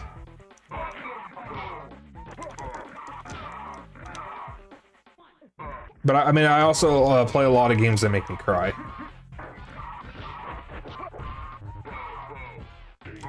For those who were present for Outer Wilds know how much that game makes me cry. I can't even listen to the soundtrack now. I have not won, or not lost the first round yet. That's actually impressive.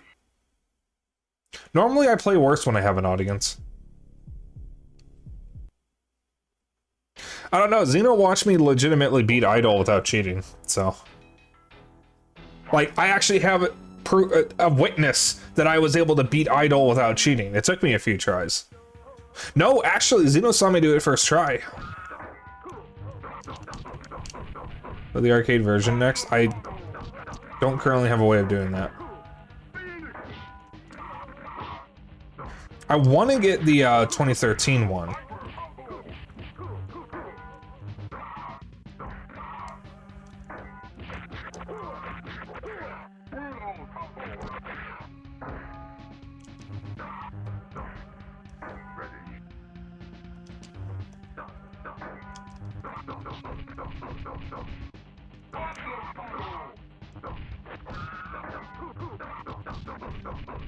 I'm gonna be spamming this one combo because it's the only one I know how to do normally. Shit. Oh, that was an interesting glitch. He was supposed to move back.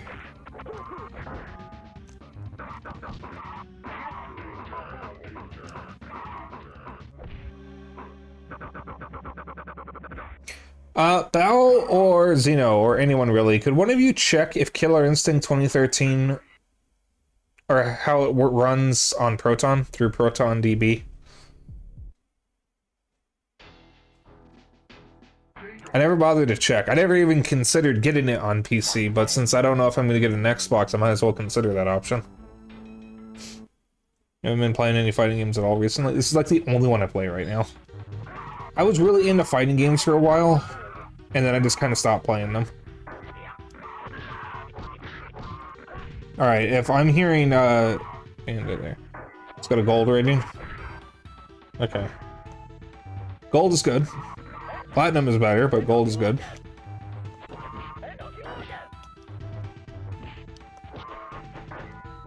We do half circle back plus heavy punch. That's the other finisher. That's not an in-combo finisher.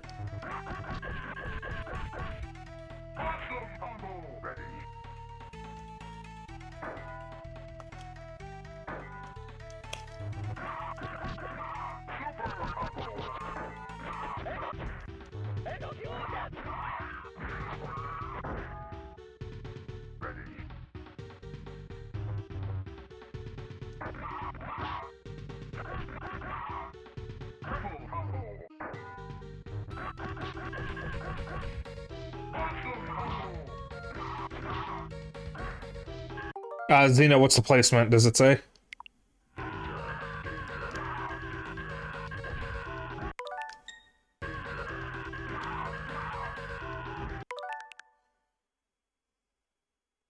Distant.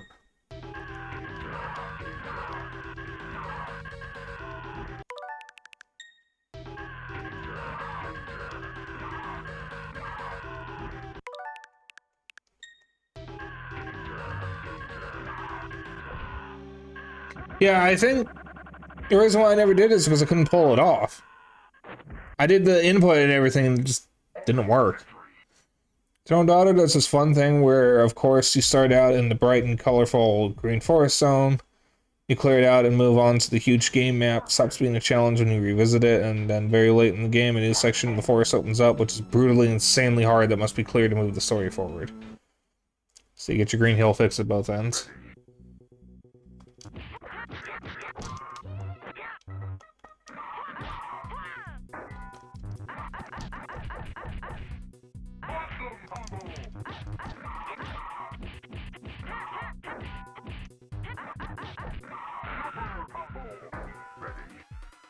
Yeah, I'll check out Eternal Daughter. I wasn't a big fan of Spelunky when I tried it out years ago, but I've been meaning to give it another shot. I think I just didn't understand it.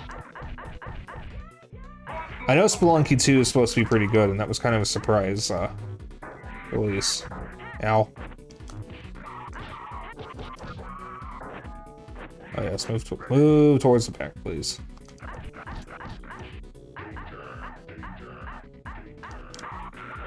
Whatever.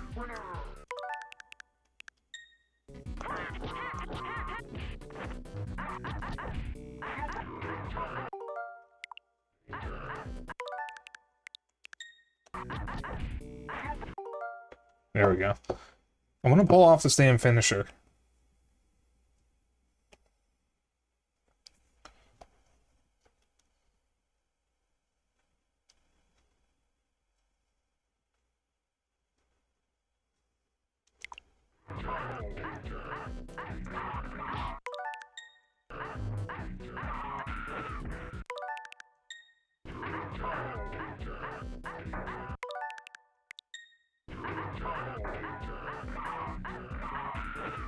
Oh, it's not working.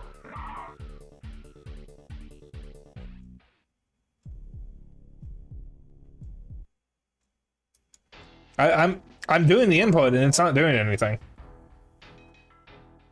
It works the opposite direction, and I'm doing it with the stick. I'm doing it with the D-pad. It doesn't work. I know the finisher exists, but I can't pull it off.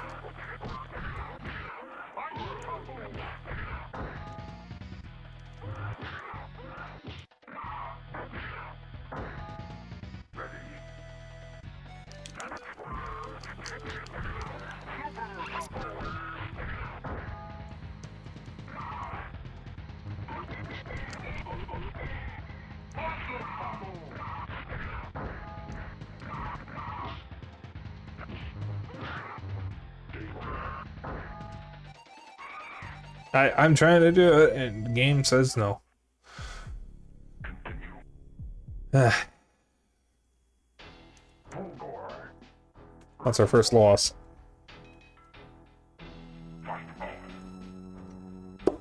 Huh, Spinal is always before Fulgore. Interesting.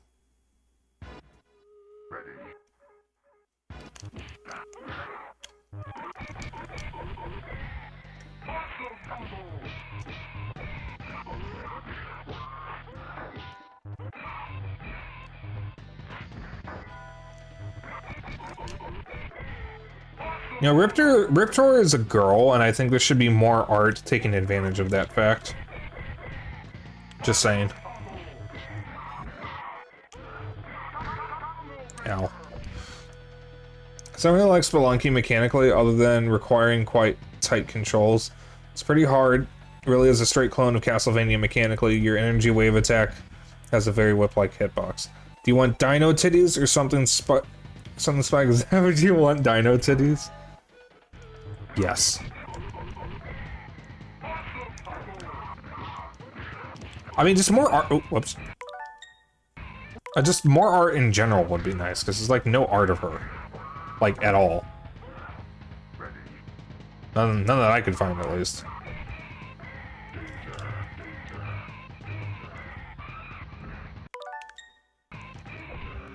Yeah, the input just doesn't work for some reason.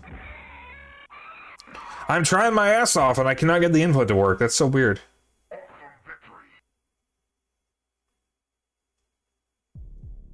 In fact, some 1995 says... Oh.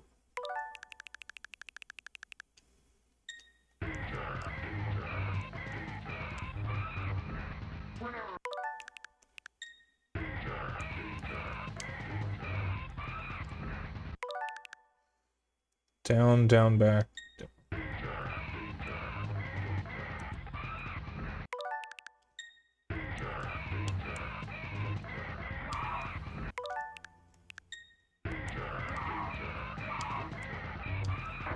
That's not working either.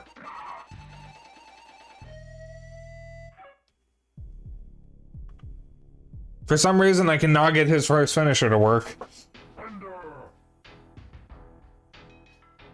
Kokori did a cool thing with Riptora a while back, see if we can find it.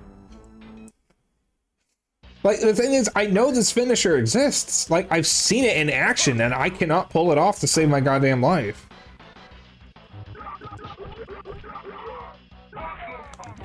I'm assuming the GameFAQs thing is right.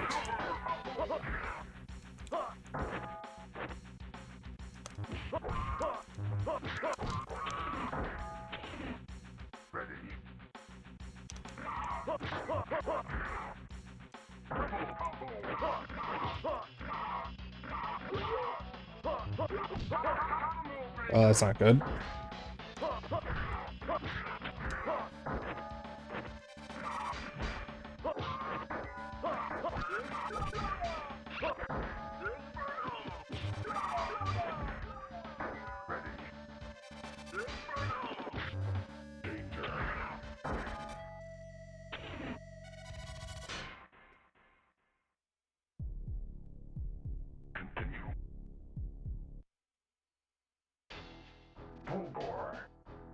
Yeah, I tried out most of the cast, and the only character I really fucked with was Jago and Fulgore, who have a lot of the same inputs. I didn't like most of the other cast, but maybe I just need to give them another try. There is a training mode.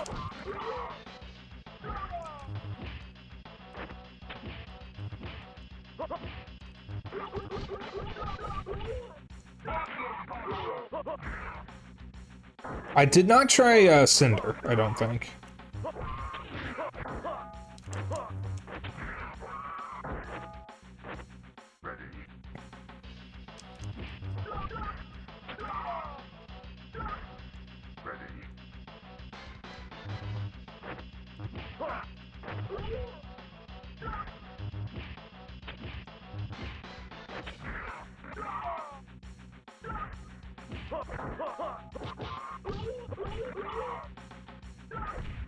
GameFAQs things from 1999 says forward, down, down, back, back, and forward punch. I don't know which fucking thing is right now. Yeah, like, I keep getting different... You are giving me different information, and not a single one of them is working.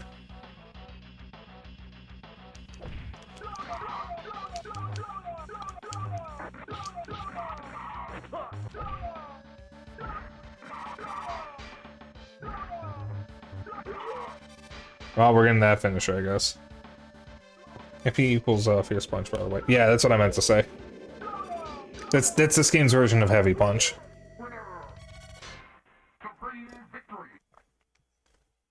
I think it's Quick Normal Fierce or something like that. Might be weak normal fierce.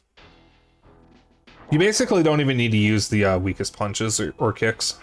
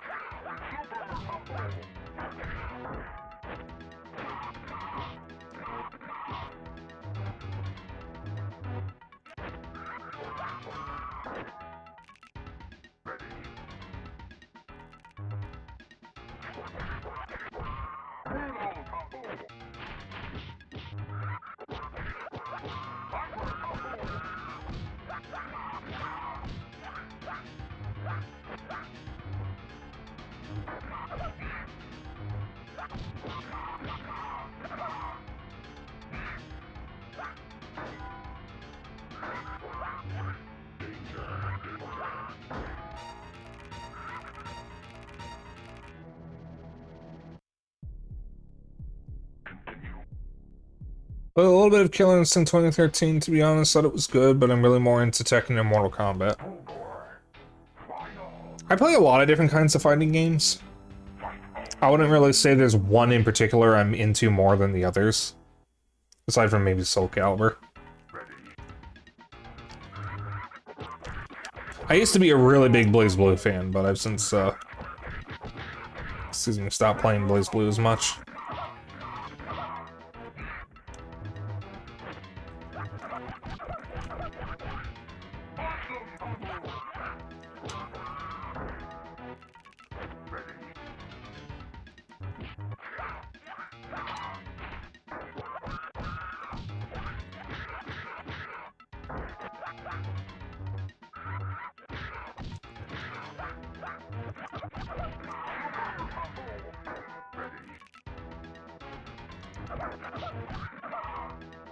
It's kind of funny, though, that there are so few good Western fighting games.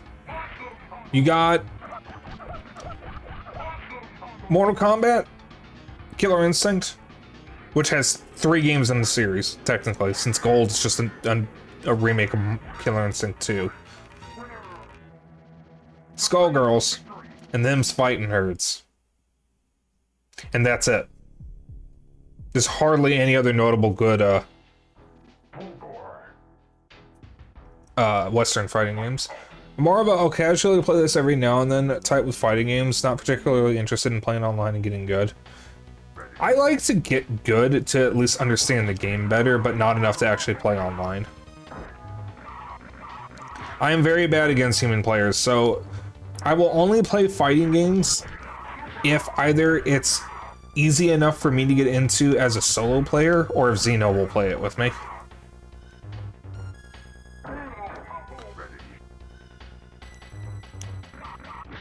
Everyone hates Mortal Kombat now. I've heard Mortal Kombat 1 is a bit of a disaster. But shitballs.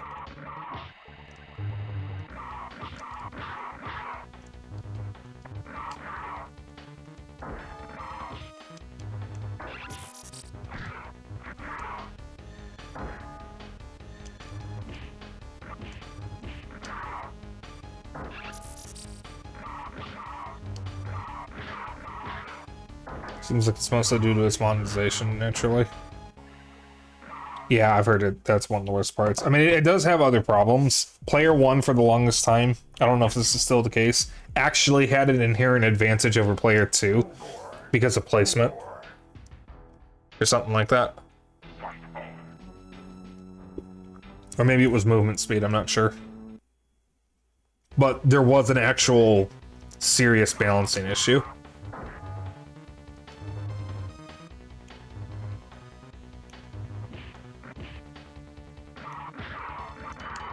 Ow.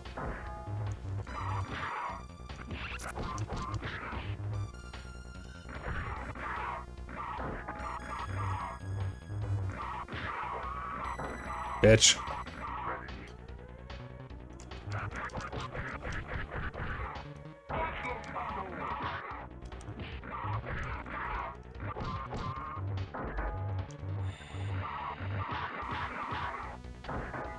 I'm surprised we never got a Mortal Kombat versus Killer Instinct, because that seems like a shoo-in for a good crossover.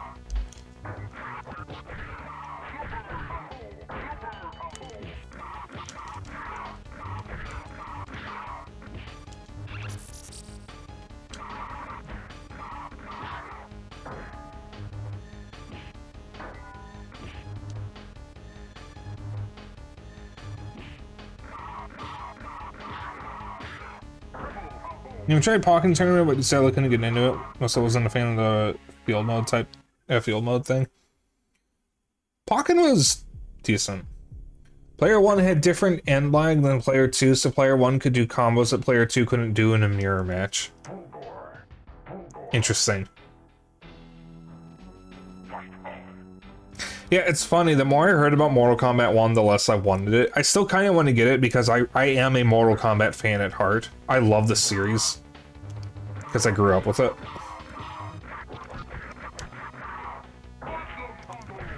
And it's got some very fascinating lore. Like, most fighting game lore is kind of just, this person hates this person and they fight over here. Mortal Kombat has entire realms and pantheons of gods in it. Also, what you never even see. You just hear about. Like, it's so fascinating. And as bad as as weird as the PS2 games are, because they aren't bad, they're just weird. You really got to see that in them. Because that's where they really started experimenting with the story. Especially with Conquest Mode and Deception and Armageddon.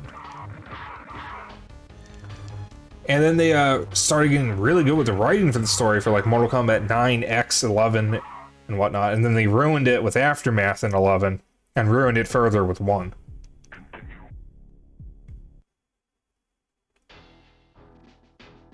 Yeah, Mortal Kombat Deception's Conquest Mode is like the best part of the entire game. And it's worth getting that game just for Conquest Mode. You actually get to explore the world of a fighting game, and the only other time I think anyone has ever been able to do that was Street Fighter, which is just boring real life. Street Fighter 6 specifically. Something happened to my save in Mortal Kombat Deception, and I no longer have it. I'm actually tempted to stream a playthrough of Mortal Kombat Deception Conquest Mode so I can re-unlock everything. Because the last time Gadget was over, we were going to play Mortal Kombat Deception, and I found out that my save data had somehow been deleted. So we didn't actually get to play as all the characters that I spent hours unlocking. I had everyone fucking unlocked, man. I'm still mad about that.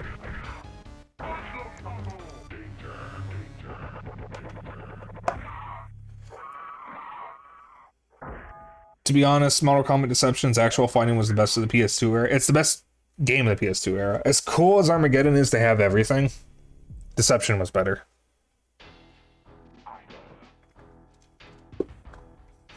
The worst part about Deception was that Reptile wasn't in it. That's right, it's like one of the 2 games he's not in.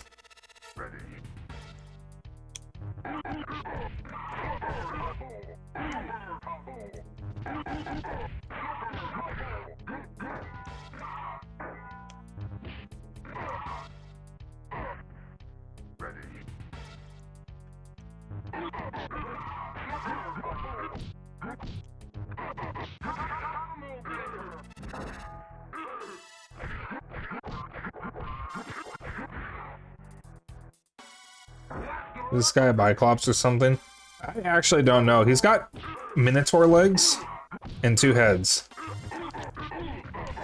I don't know if he's one of Ultratech's weapons in the lore or if he's just, like, weird.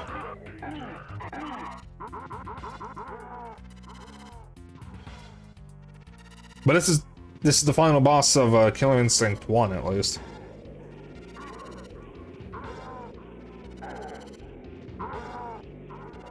I'm on the easiest difficulty where you can actually fight Idol. So, he's not too bad, but he was giving me a lot of trouble at first until I figured out the combos. Well, he was, but just as an NPC in Conquest you could barely interact with. Okay. I guess that's Killer Instinct Congratulations! You have defeated Ultratech's low-end garbage obsolete floor model, weak on the verge of extinction, barely mobile, only can do a 5-hit combo, pathetic yesterday's news end boss. Hope you're happy with yourself. Maybe you should up the stakes for a real challenge.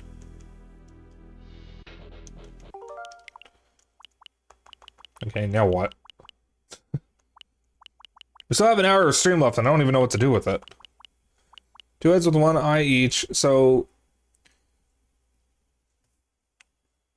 he had a normal number of eyes, but an abnormal number of mouths and brains. Yeah. Yeah, the her threw me off for some reason, even though it was a typo. Alright, what do we got? Guys, what do we do for the last hour? I don't know what else to show off. I mean, I could probably find something that I haven't bothered to, like, show yet. If you guys really want to see another game, or if you guys don't mind if I just end early.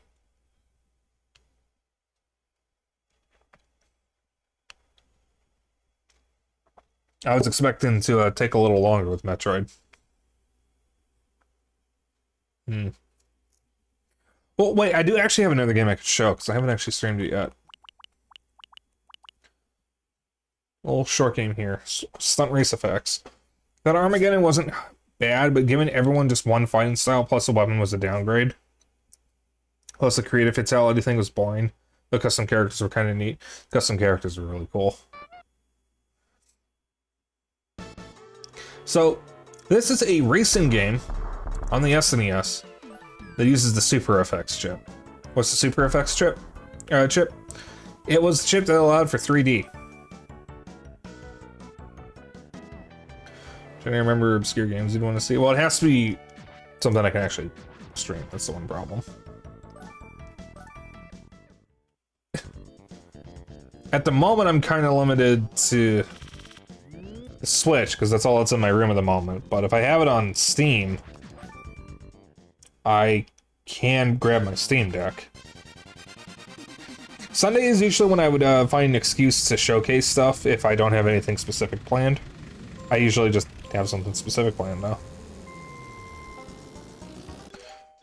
And how many FX chip games were there? Not many. I don't know the whole list, but it was Star Fox 1 and 2. The second one never got released.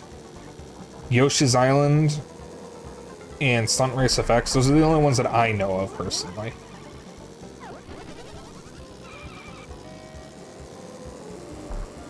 I don't know what else was supposed to, or what was used in it. I do know that Rare's Project Dream and GoldenEye originally started out as Super FX chip games. We're talking about SNES stuff. Okay. Yeah, I don't emulate on stream unless it's official emulation, so I am kind of limited by that. I'm not just going to download a game and play it on stream.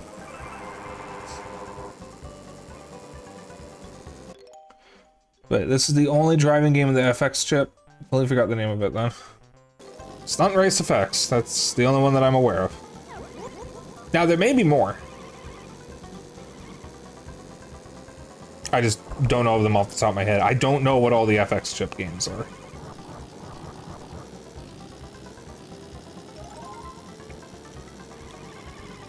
No, this is the NSO app on Switch. So, this is the official SNES app for SNES games on the Nintendo Switch. That is how I'm doing this at the moment. I have other ways of playing SNES games on Switch if they're in other collections, and I have an actual SNES, and I can stream from it. It's just, it would take a little bit to set it up, and by the time I would get everything set up to play it, stream would be over anyways. Yeah, the big wall of games is the NSO apps. I have all of them installed. Yes, this game does have a trailer in it. He's in the bonus game. You'll actually get to see him after 2 races.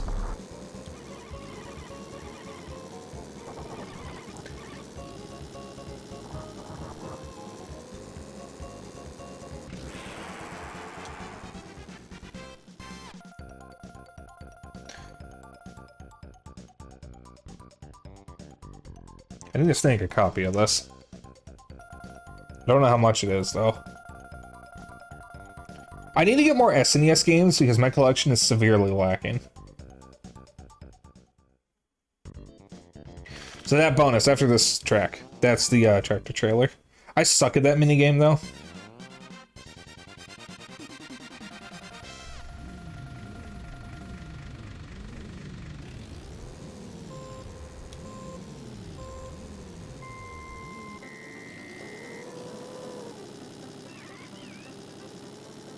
I'm a big fan of the Star Trek Next Generation game for SNES. It's also MechWarrior 3050, but it's an inferior port of the Genesis version.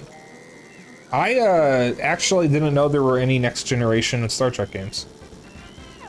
But I didn't really watch the show growing up. I've seen a few episodes. But I saw it more as a teenager and an adult. I never really watched it as a kid growing up. I watched a lot of Stargate SG-1 though. I was a big fan of that growing up. And Stargate Atlantis.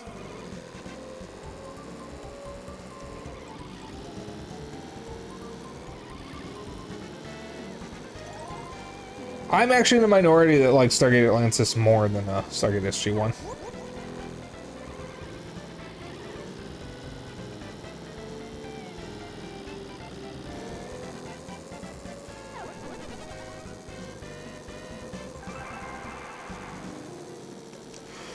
So yeah, this is a 3D racing game on the SNES, and it's really cool tech, even if it's really sluggish. But I really like it. Yeah, the Star Trek game is really impressive as an adaptation. Even decades later, it's one of the best video game adaptations of a piece of non-video game media you've ever seen. It's like playing the show. I'll have to look into it. I know there are other Star Trek games. We have Star Trek Encounters for PS2. Which, funnily enough, is a Bethesda game. This is Stunt Racer FX, yeah? Yeah, this is Stunt Racer FX.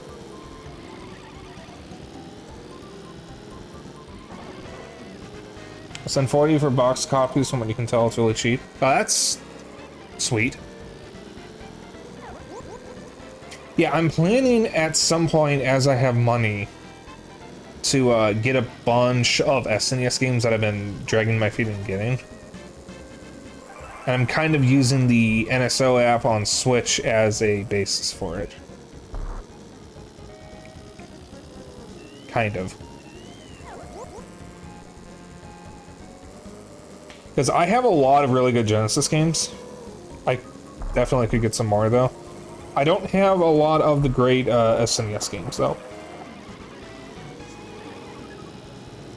In fact, about half my SNES collection is actual trash that my sister had growing up. Like Roadrunner, Death Valley Rally, and We're Back, a Dinosaur Story. And why did my fucking voice give out during that? I'm good.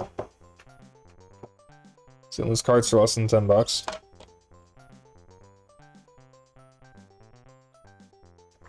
Make sure you filter by US. Because for a lot of retro consoles, they get flooded with bootleg or fake cartridges from Indonesia, China, and Taiwan.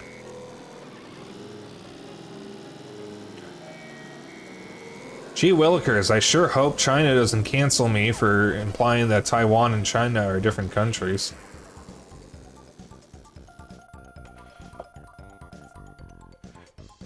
I mean, they'd already canceled me for being gay.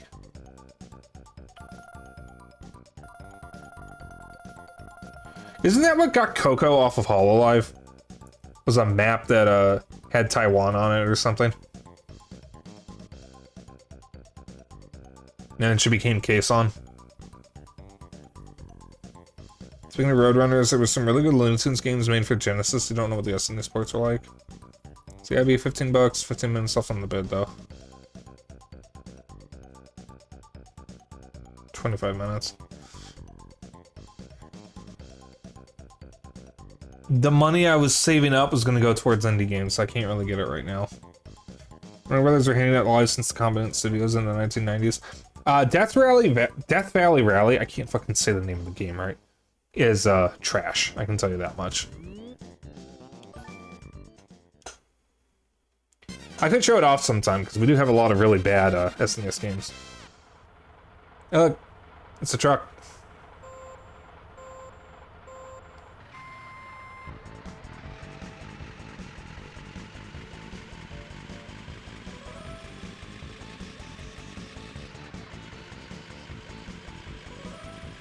It controls like absolute ass.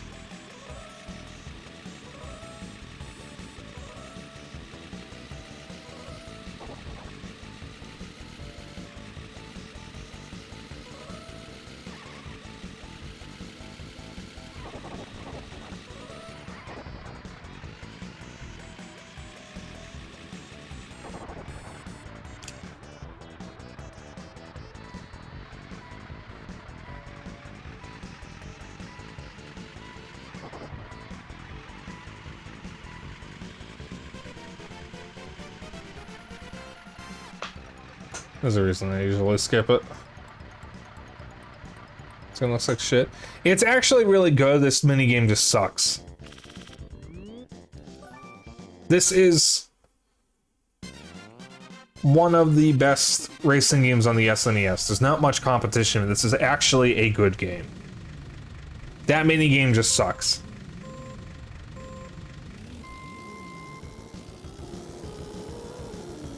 Can you jackknife the trailer? I don't think so. I've done that in Euro Truck Sim. I actually managed to get my trailer. I had two trailers behind my truck in Euro Truck Sim at one point, and I managed to get a stop sign wedged between them so I couldn't move.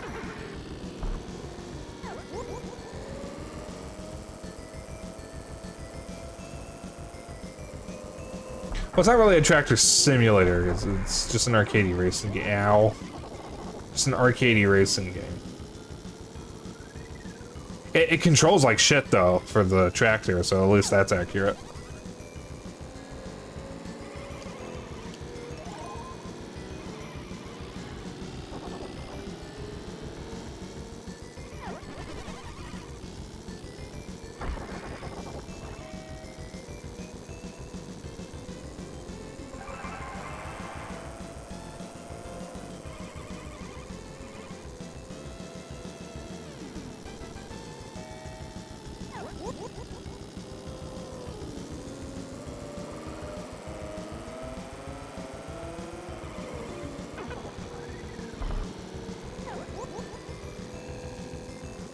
But yeah, when the SNES app came out, I played a lot of this, because it was one that I had never seen before.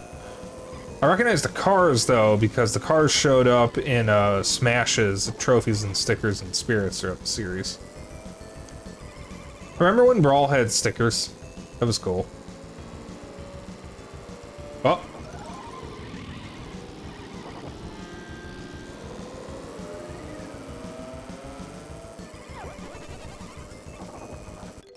You the concept they're going for here with cute, friendly cartoon cars, but dang, looking at the back of the car's eyeballs the whole time does not work at all.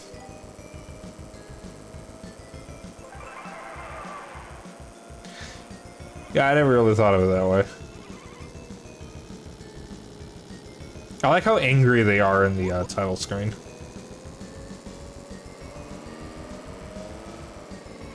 This is a cool little game. It's not really anything special other than being a 3D racing game on the SNES, which is kind of cool. But like, there's only 4 or 8 tracks. And a novice difficulty and an expert difficulty, plus 2 different versions of the same minigame. There are additional modes though, and it does have 2-player. So, that's cool at least.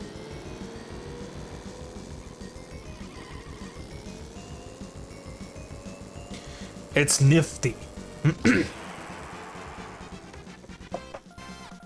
And I like nifty. So they had to add the animation, the eyes spinning around 360 degrees just so the player would get a good look at them more.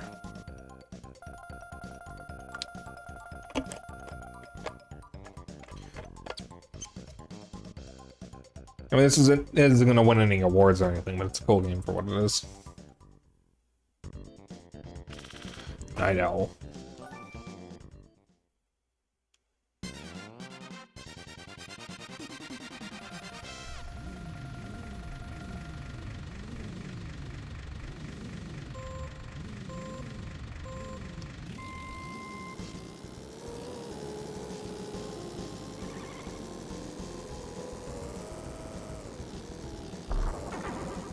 Xeno, does it still look like shit, or were you only judging it based off the tractor game?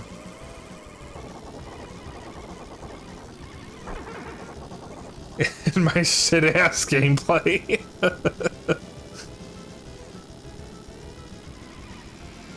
This is the last track I'm gonna do, then I'm gonna swap games. I'll see if I can find something to fill out the rest of the 30 minutes. Oh, it looks like shit, impressive, but shit. You're just a big dumb poopy head.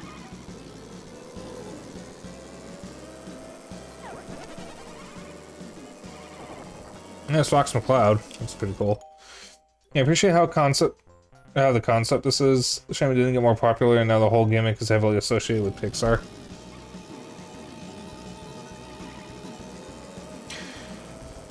You know, one of my teachers in high school used cars to teach a lesson on compassion, which I thought was really funny and kind of sad because it actually worked. It was for theology class too, which I think is really funny. Do you think there's a car Jesus? Do you think car Jesus got crucified? There's a car pope. There is a car pope in a bulletproof pope mobile, which means in the Cars universe, a previous pope got assassinated. I was reading chat.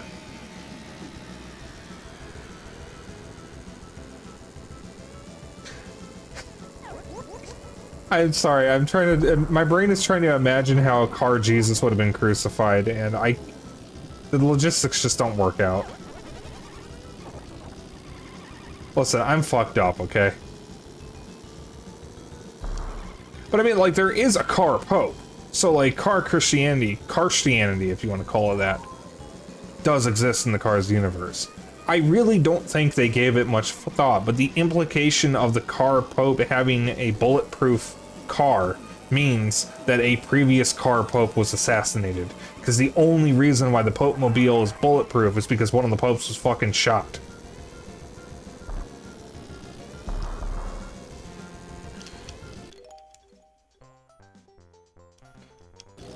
Yeah, like, my favorite thing about movies trying to dance around that subject is Minions, where the Minions conveniently went dormant in the 1900s. Because the Minions are attracted to evil, and they realize they wrote themselves into a corner because who was evil in the 1940s and 1930s? Who would the Minions have gone for? You all know the name that I'm trying to get without saying it. And they realize, shit, we can't acknowledge this. So the Minions conveniently went to sleep in the 1900s. Winston... I mean, he was kind of an awful person, but I don't know the full details of that.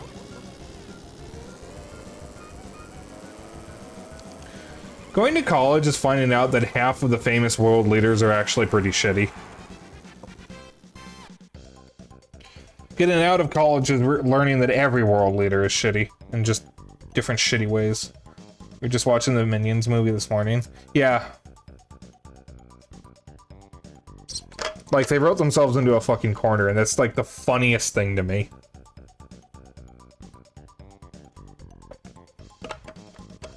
Because they specifically did not want to address that. And they didn't want people to come up with theories, so they came up with an excuse of why the Minions couldn't have done it. Actual evil isn't funny. No, like, it's not actually funny because they're evil. It's funny because they wrote themselves into a corner. Like, actual evil is fucking awful. It's depressing. And I hate it. We're living in that time right now. And I'm tired of it. But, like, when you are writing about real evil people and you write yourself into a corner like that, it's fucking hilarious. Because that's exactly what that is. They wrote themselves into a corner. Because the Minions are attracted to evil. It takes place in a semi-real world, which means real history happened. Which means anytime there was a big evil world leader, the Minions would follow them. There are plenty of famous evil leaders, like Vlad the Impaler. There is one that stands out that nobody wants to be associated with in a kid's film. And it's very funny to me that that's the one they address, rather than trying to paint it as a world where the only villains were super villains. because that's a little... That would be believable for a movie that's a spin-off of a series about supervillains. Like, that would be believable. But no. They had to, like, address the elephant in the room, and it's the funniest thing to me, because that was their excuse.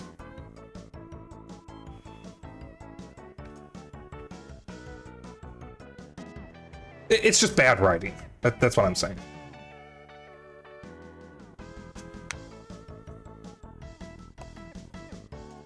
Alright, now what? We got 30 minutes left. What the fuck are we doing?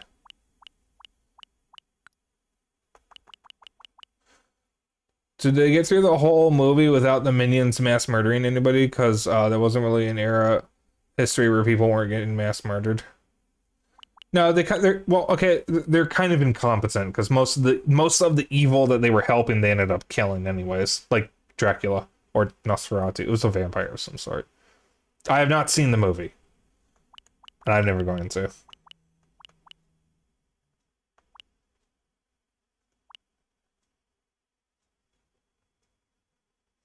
I forgot Super R-Type was added recently. I'm gonna have to play that. Let's see what's in the other apps. Actually, let me see what I have. I don't know what else I can really pick from. Well, it's not off the top of my head.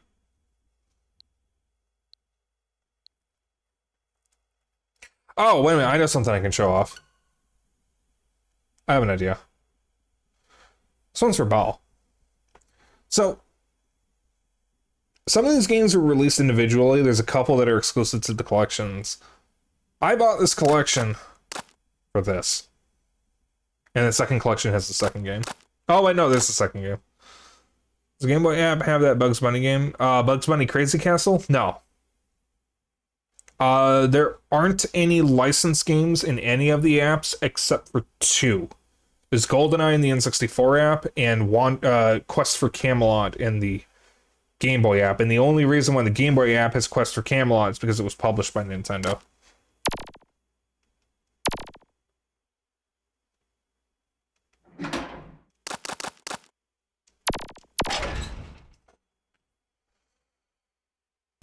Bugs Bunny Crazy Castle, something like that.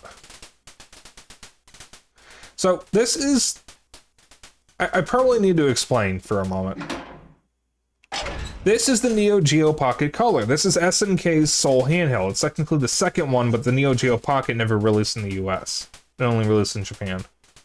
It's actually a really, really sick handheld. It's got some banger games on it. A lot of really, really good pocket fighting games. And it's also got two unique Metal Slugs and a unique Sonic game. I actually had Bugs Bunny Crazy Castle at one point, but I sold it years ago.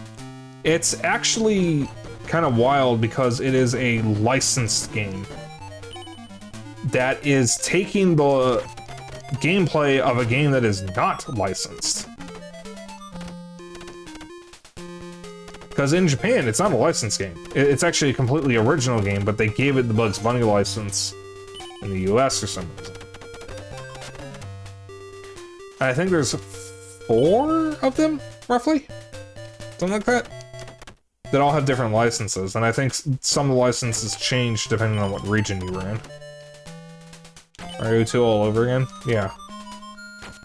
Very much.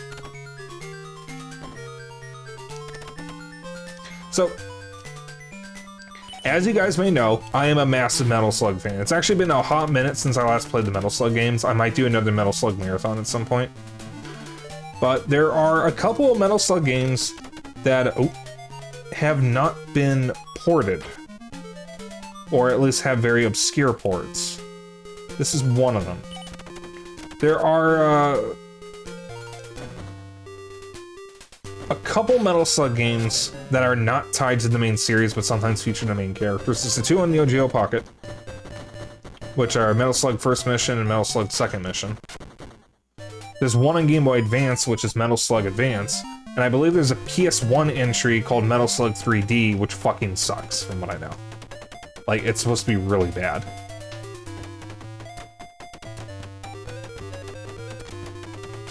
That might have been the Neo Geo 64 hardware, or the Neo Geo 3D hardware, whatever it was called.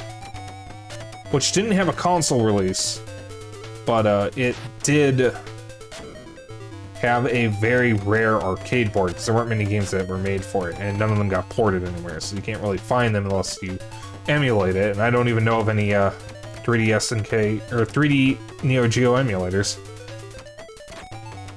One Quarter Gaming? I don't know what that is. But, like, this is one of the reasons to fucking own a, Why am I facing the wrong way? This is one of the reasons to own a Neo Geo Pocket. And this is the main reason why I own it. I actually own this physically. However, my Neo Geo Pocket has a messed up,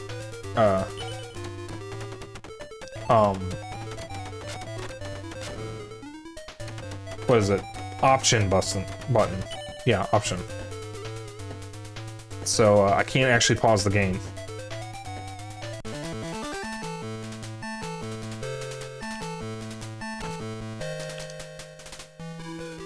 What game? Wait, what? Hold on, Bao, what was the for what game for? I've been kind of rapid fire for a moment. 3D arcade thing? Oh, Metal Slug 3D. That was about Metal Slug 3D, I think it was called. Oh, wait, don't fall out of the plane here. There's like a mini game that I've never been able to finish if you do.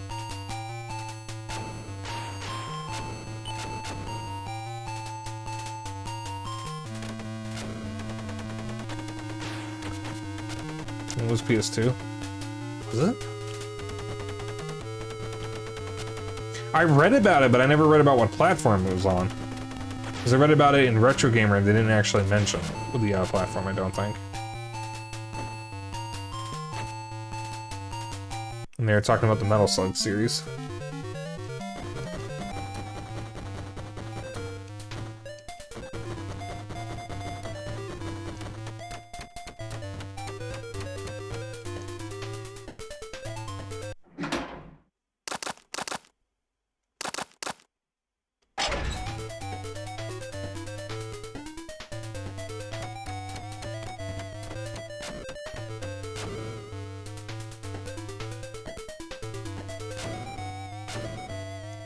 At some point I might have a full playthrough of this plane. I just want to show this off because this isn't something that I've had the opportunity to stream yet.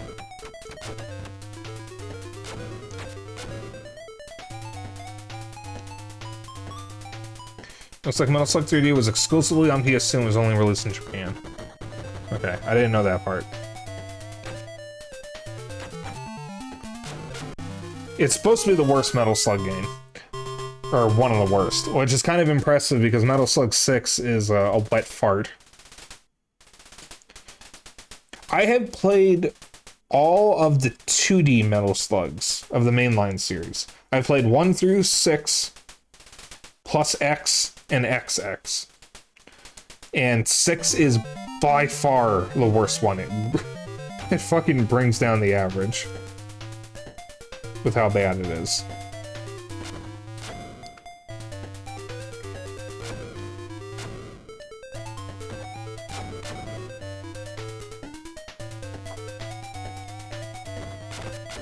Uh-oh, we're in trouble.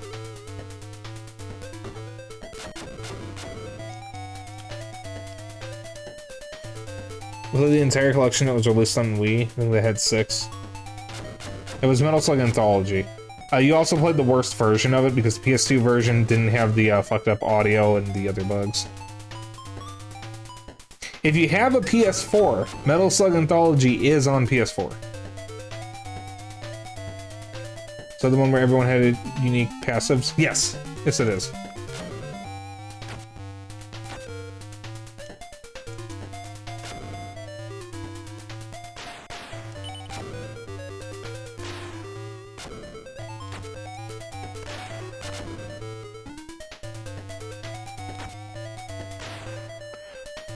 Unique passives and the stupid, dumb aliens that sucked and not the good Martian aliens from the other games. It's been so long since I've played Metal Slug 6 that I don't remember what the aliens in that were like. I just remember hating it just because it was one of those early Wii games that nobody knew how to make controls for. Well, the Martians were in it too, but most of the crappy ones. Well, like, Metal Slug Anthology on Wii is fine if you have a GameCube controller. It's completely unplayable and through that method if you are playing it on Wii U, though. Because it doesn't support the classic controller. The problem is, if you play it with Wiimote and Nunchuck, you throw grenades by shaking the Wiimote, or shaking the Nunchuck.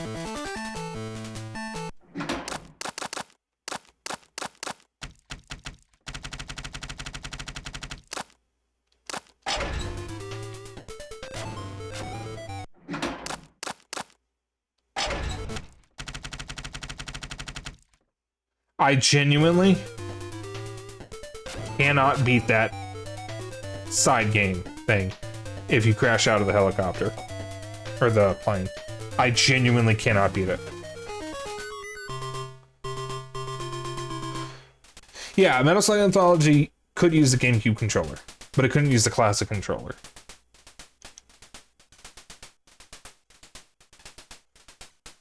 And if you didn't have the GameCube controller, it was awful to control. Borderline unplayable with how bad it is.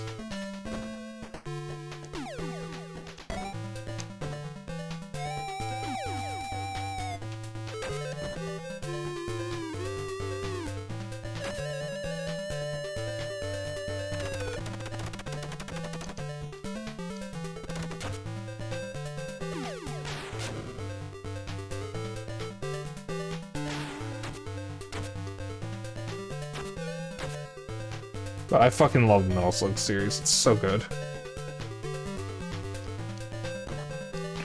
Marine about the crazy licensing bullshit with Crazy Castle. It's pretty ridiculous. Yeah, that shit's nuts. I only know a little bit of it, and I don't remember what other licenses were tied to the series. But like, if you played it in Japan, it's an actual proper game series. If you played it in the US, it had different licenses.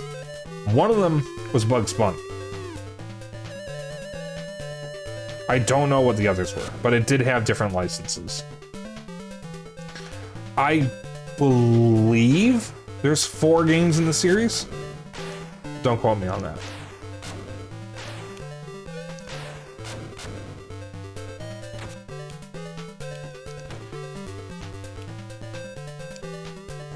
I really hope we get another Neo Geo collection where they're able to get the Magical Drop and Sonic games on it.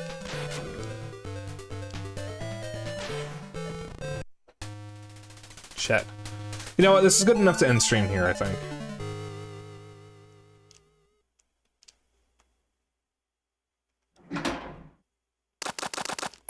I think this is good enough to end stream. I'm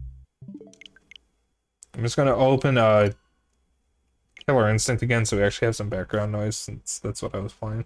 Actually, wait, no, this is a Metroid stream. I'm gonna open up Metroid again. So we have some background noise while I'm ending. There's apparently no original version of the game that wasn't licensed. All the games used licensed characters, but had gameplay and story that had nothing to do with those characters. The characters kept changing because the company couldn't keep the same licensing or have the same licensing in all markets. Okay, that's actually different than what I heard.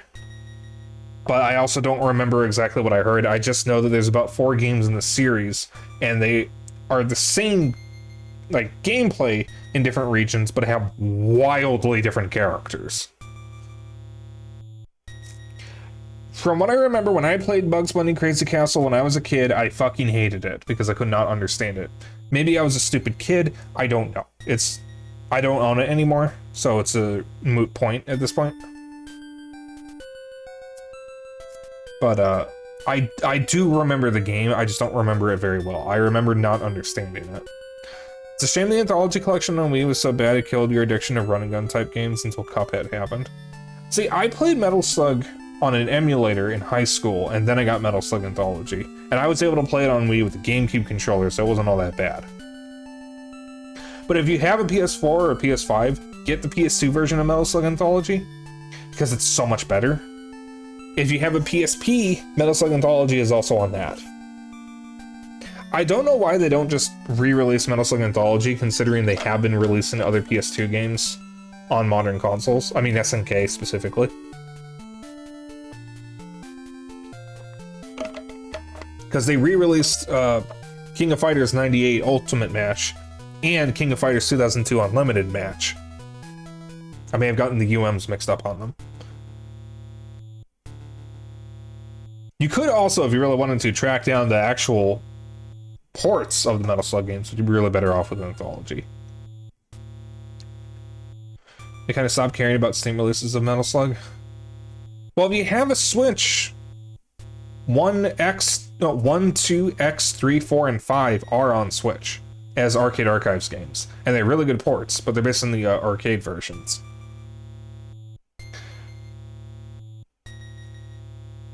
So, like, that is an option. They won't have online, though.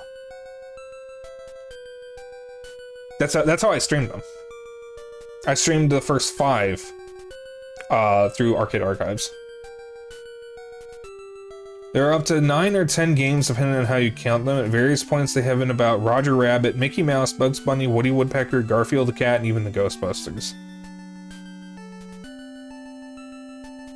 One of these things is not like the others.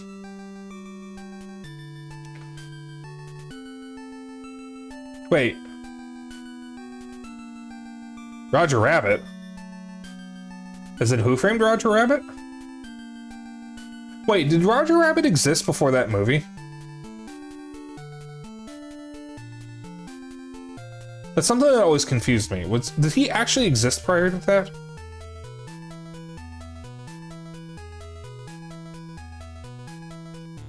Don't you want to make Egon Spengler jump on a monster's head? Maybe? All I can think of about with the Crazy Castle thing is that one AVGN episode. I've not seen many episodes of The Angry Video Game Nerd. I know who he is, and I have seen him, but I've not seen many episodes. It's very funny to me, though, that he has gotten away with very, very few controversies. In fact, the only controversy he ever had was when he wasn't going to review the 2016 Ghostbusters movie, the all-female one, and he ended up being right anyways, because the movie sucked. Like, everybody accused him of being a misogynist, which was so baseless, and then it ended up that he was right anyways. That they were trying to, like, garner controversy or nostalgia or whatever, and it didn't work because nobody saw it and it sucked anyways. And it's yet another fucking movie that has Melissa McCarthy in it where half the jokes are making fun of how fat and ugly she is.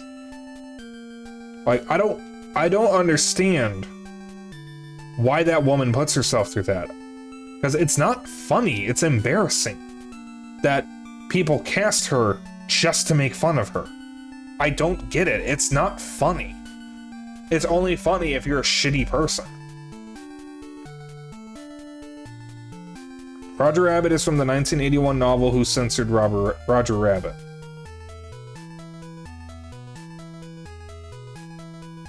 Wait.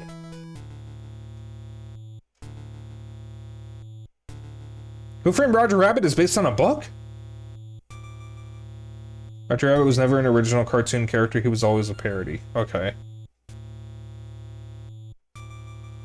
I'm so confused. Who Framed Roger Rabbit is roughly based on a book, yeah. God, I didn't know that. I recently learned that Coraline is based on a novella by Neil Gaiman, which makes so much sense in hindsight. I really need to read more of his books. I really want to read Discworld. Was that Gaiman or Pratchett? I think that was Pratchett. They're basically the same person. They have such a similar writing style and sense of humor. They're basically the same person. They're both good though. I've only read Good Omens from them. Oh, we were just going on tangent after tangent. Okay, anyways, this is the end of stream. I gotta go. So, thank you all for tuning in. It was nice seeing you again, Chimera. Or Karma, whichever you prefer. You prefer Karma or Chimera? I'll try to remember it for next time. Thank you for streaming. Thank you for tuning in.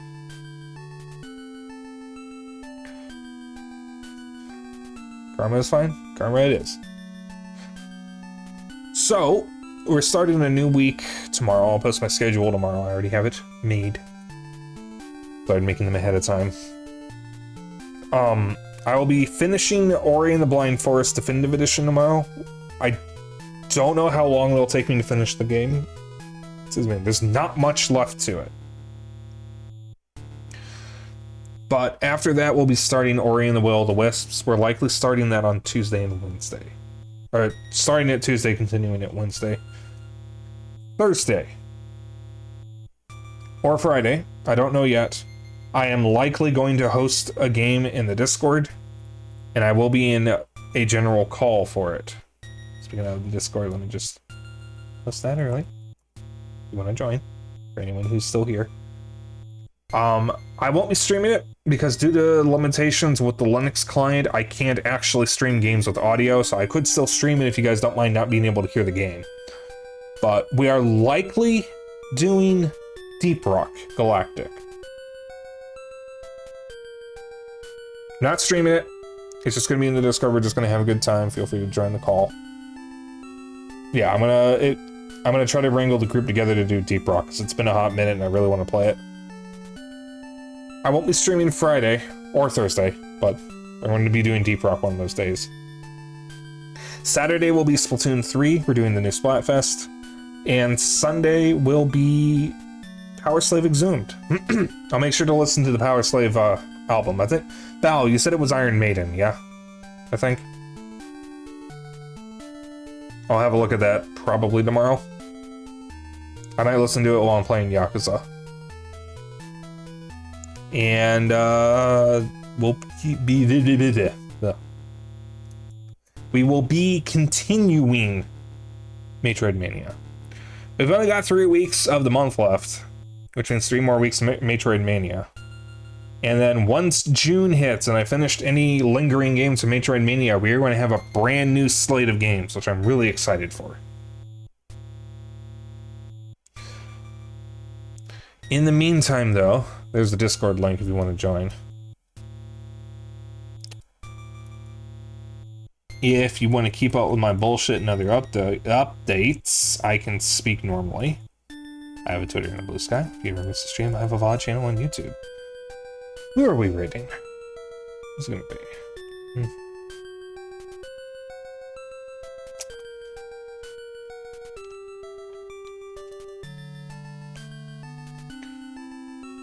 Who is we rating?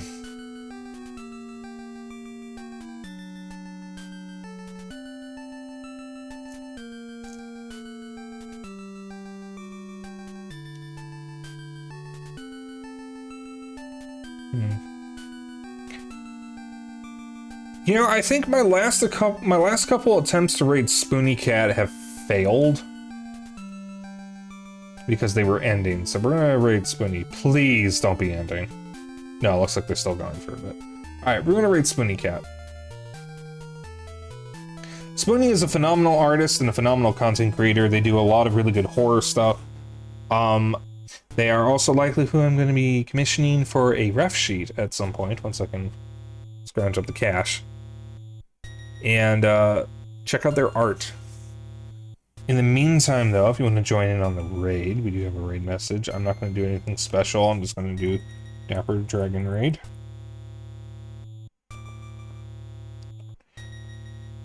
So, if you want to copy that raid message, you can join in. You can use whatever emotes you want, as long as you copy the raid message. That's all I care about. And I will see you all tomorrow. Have a good evening and good night. Oh, Spoony Plays. That's right. Spoony Plays on Twitch. Spoony Cat elsewhere. So, they, them pronouns. Please respect it, or I will crush you into 1,000 tiny little pieces. Bye.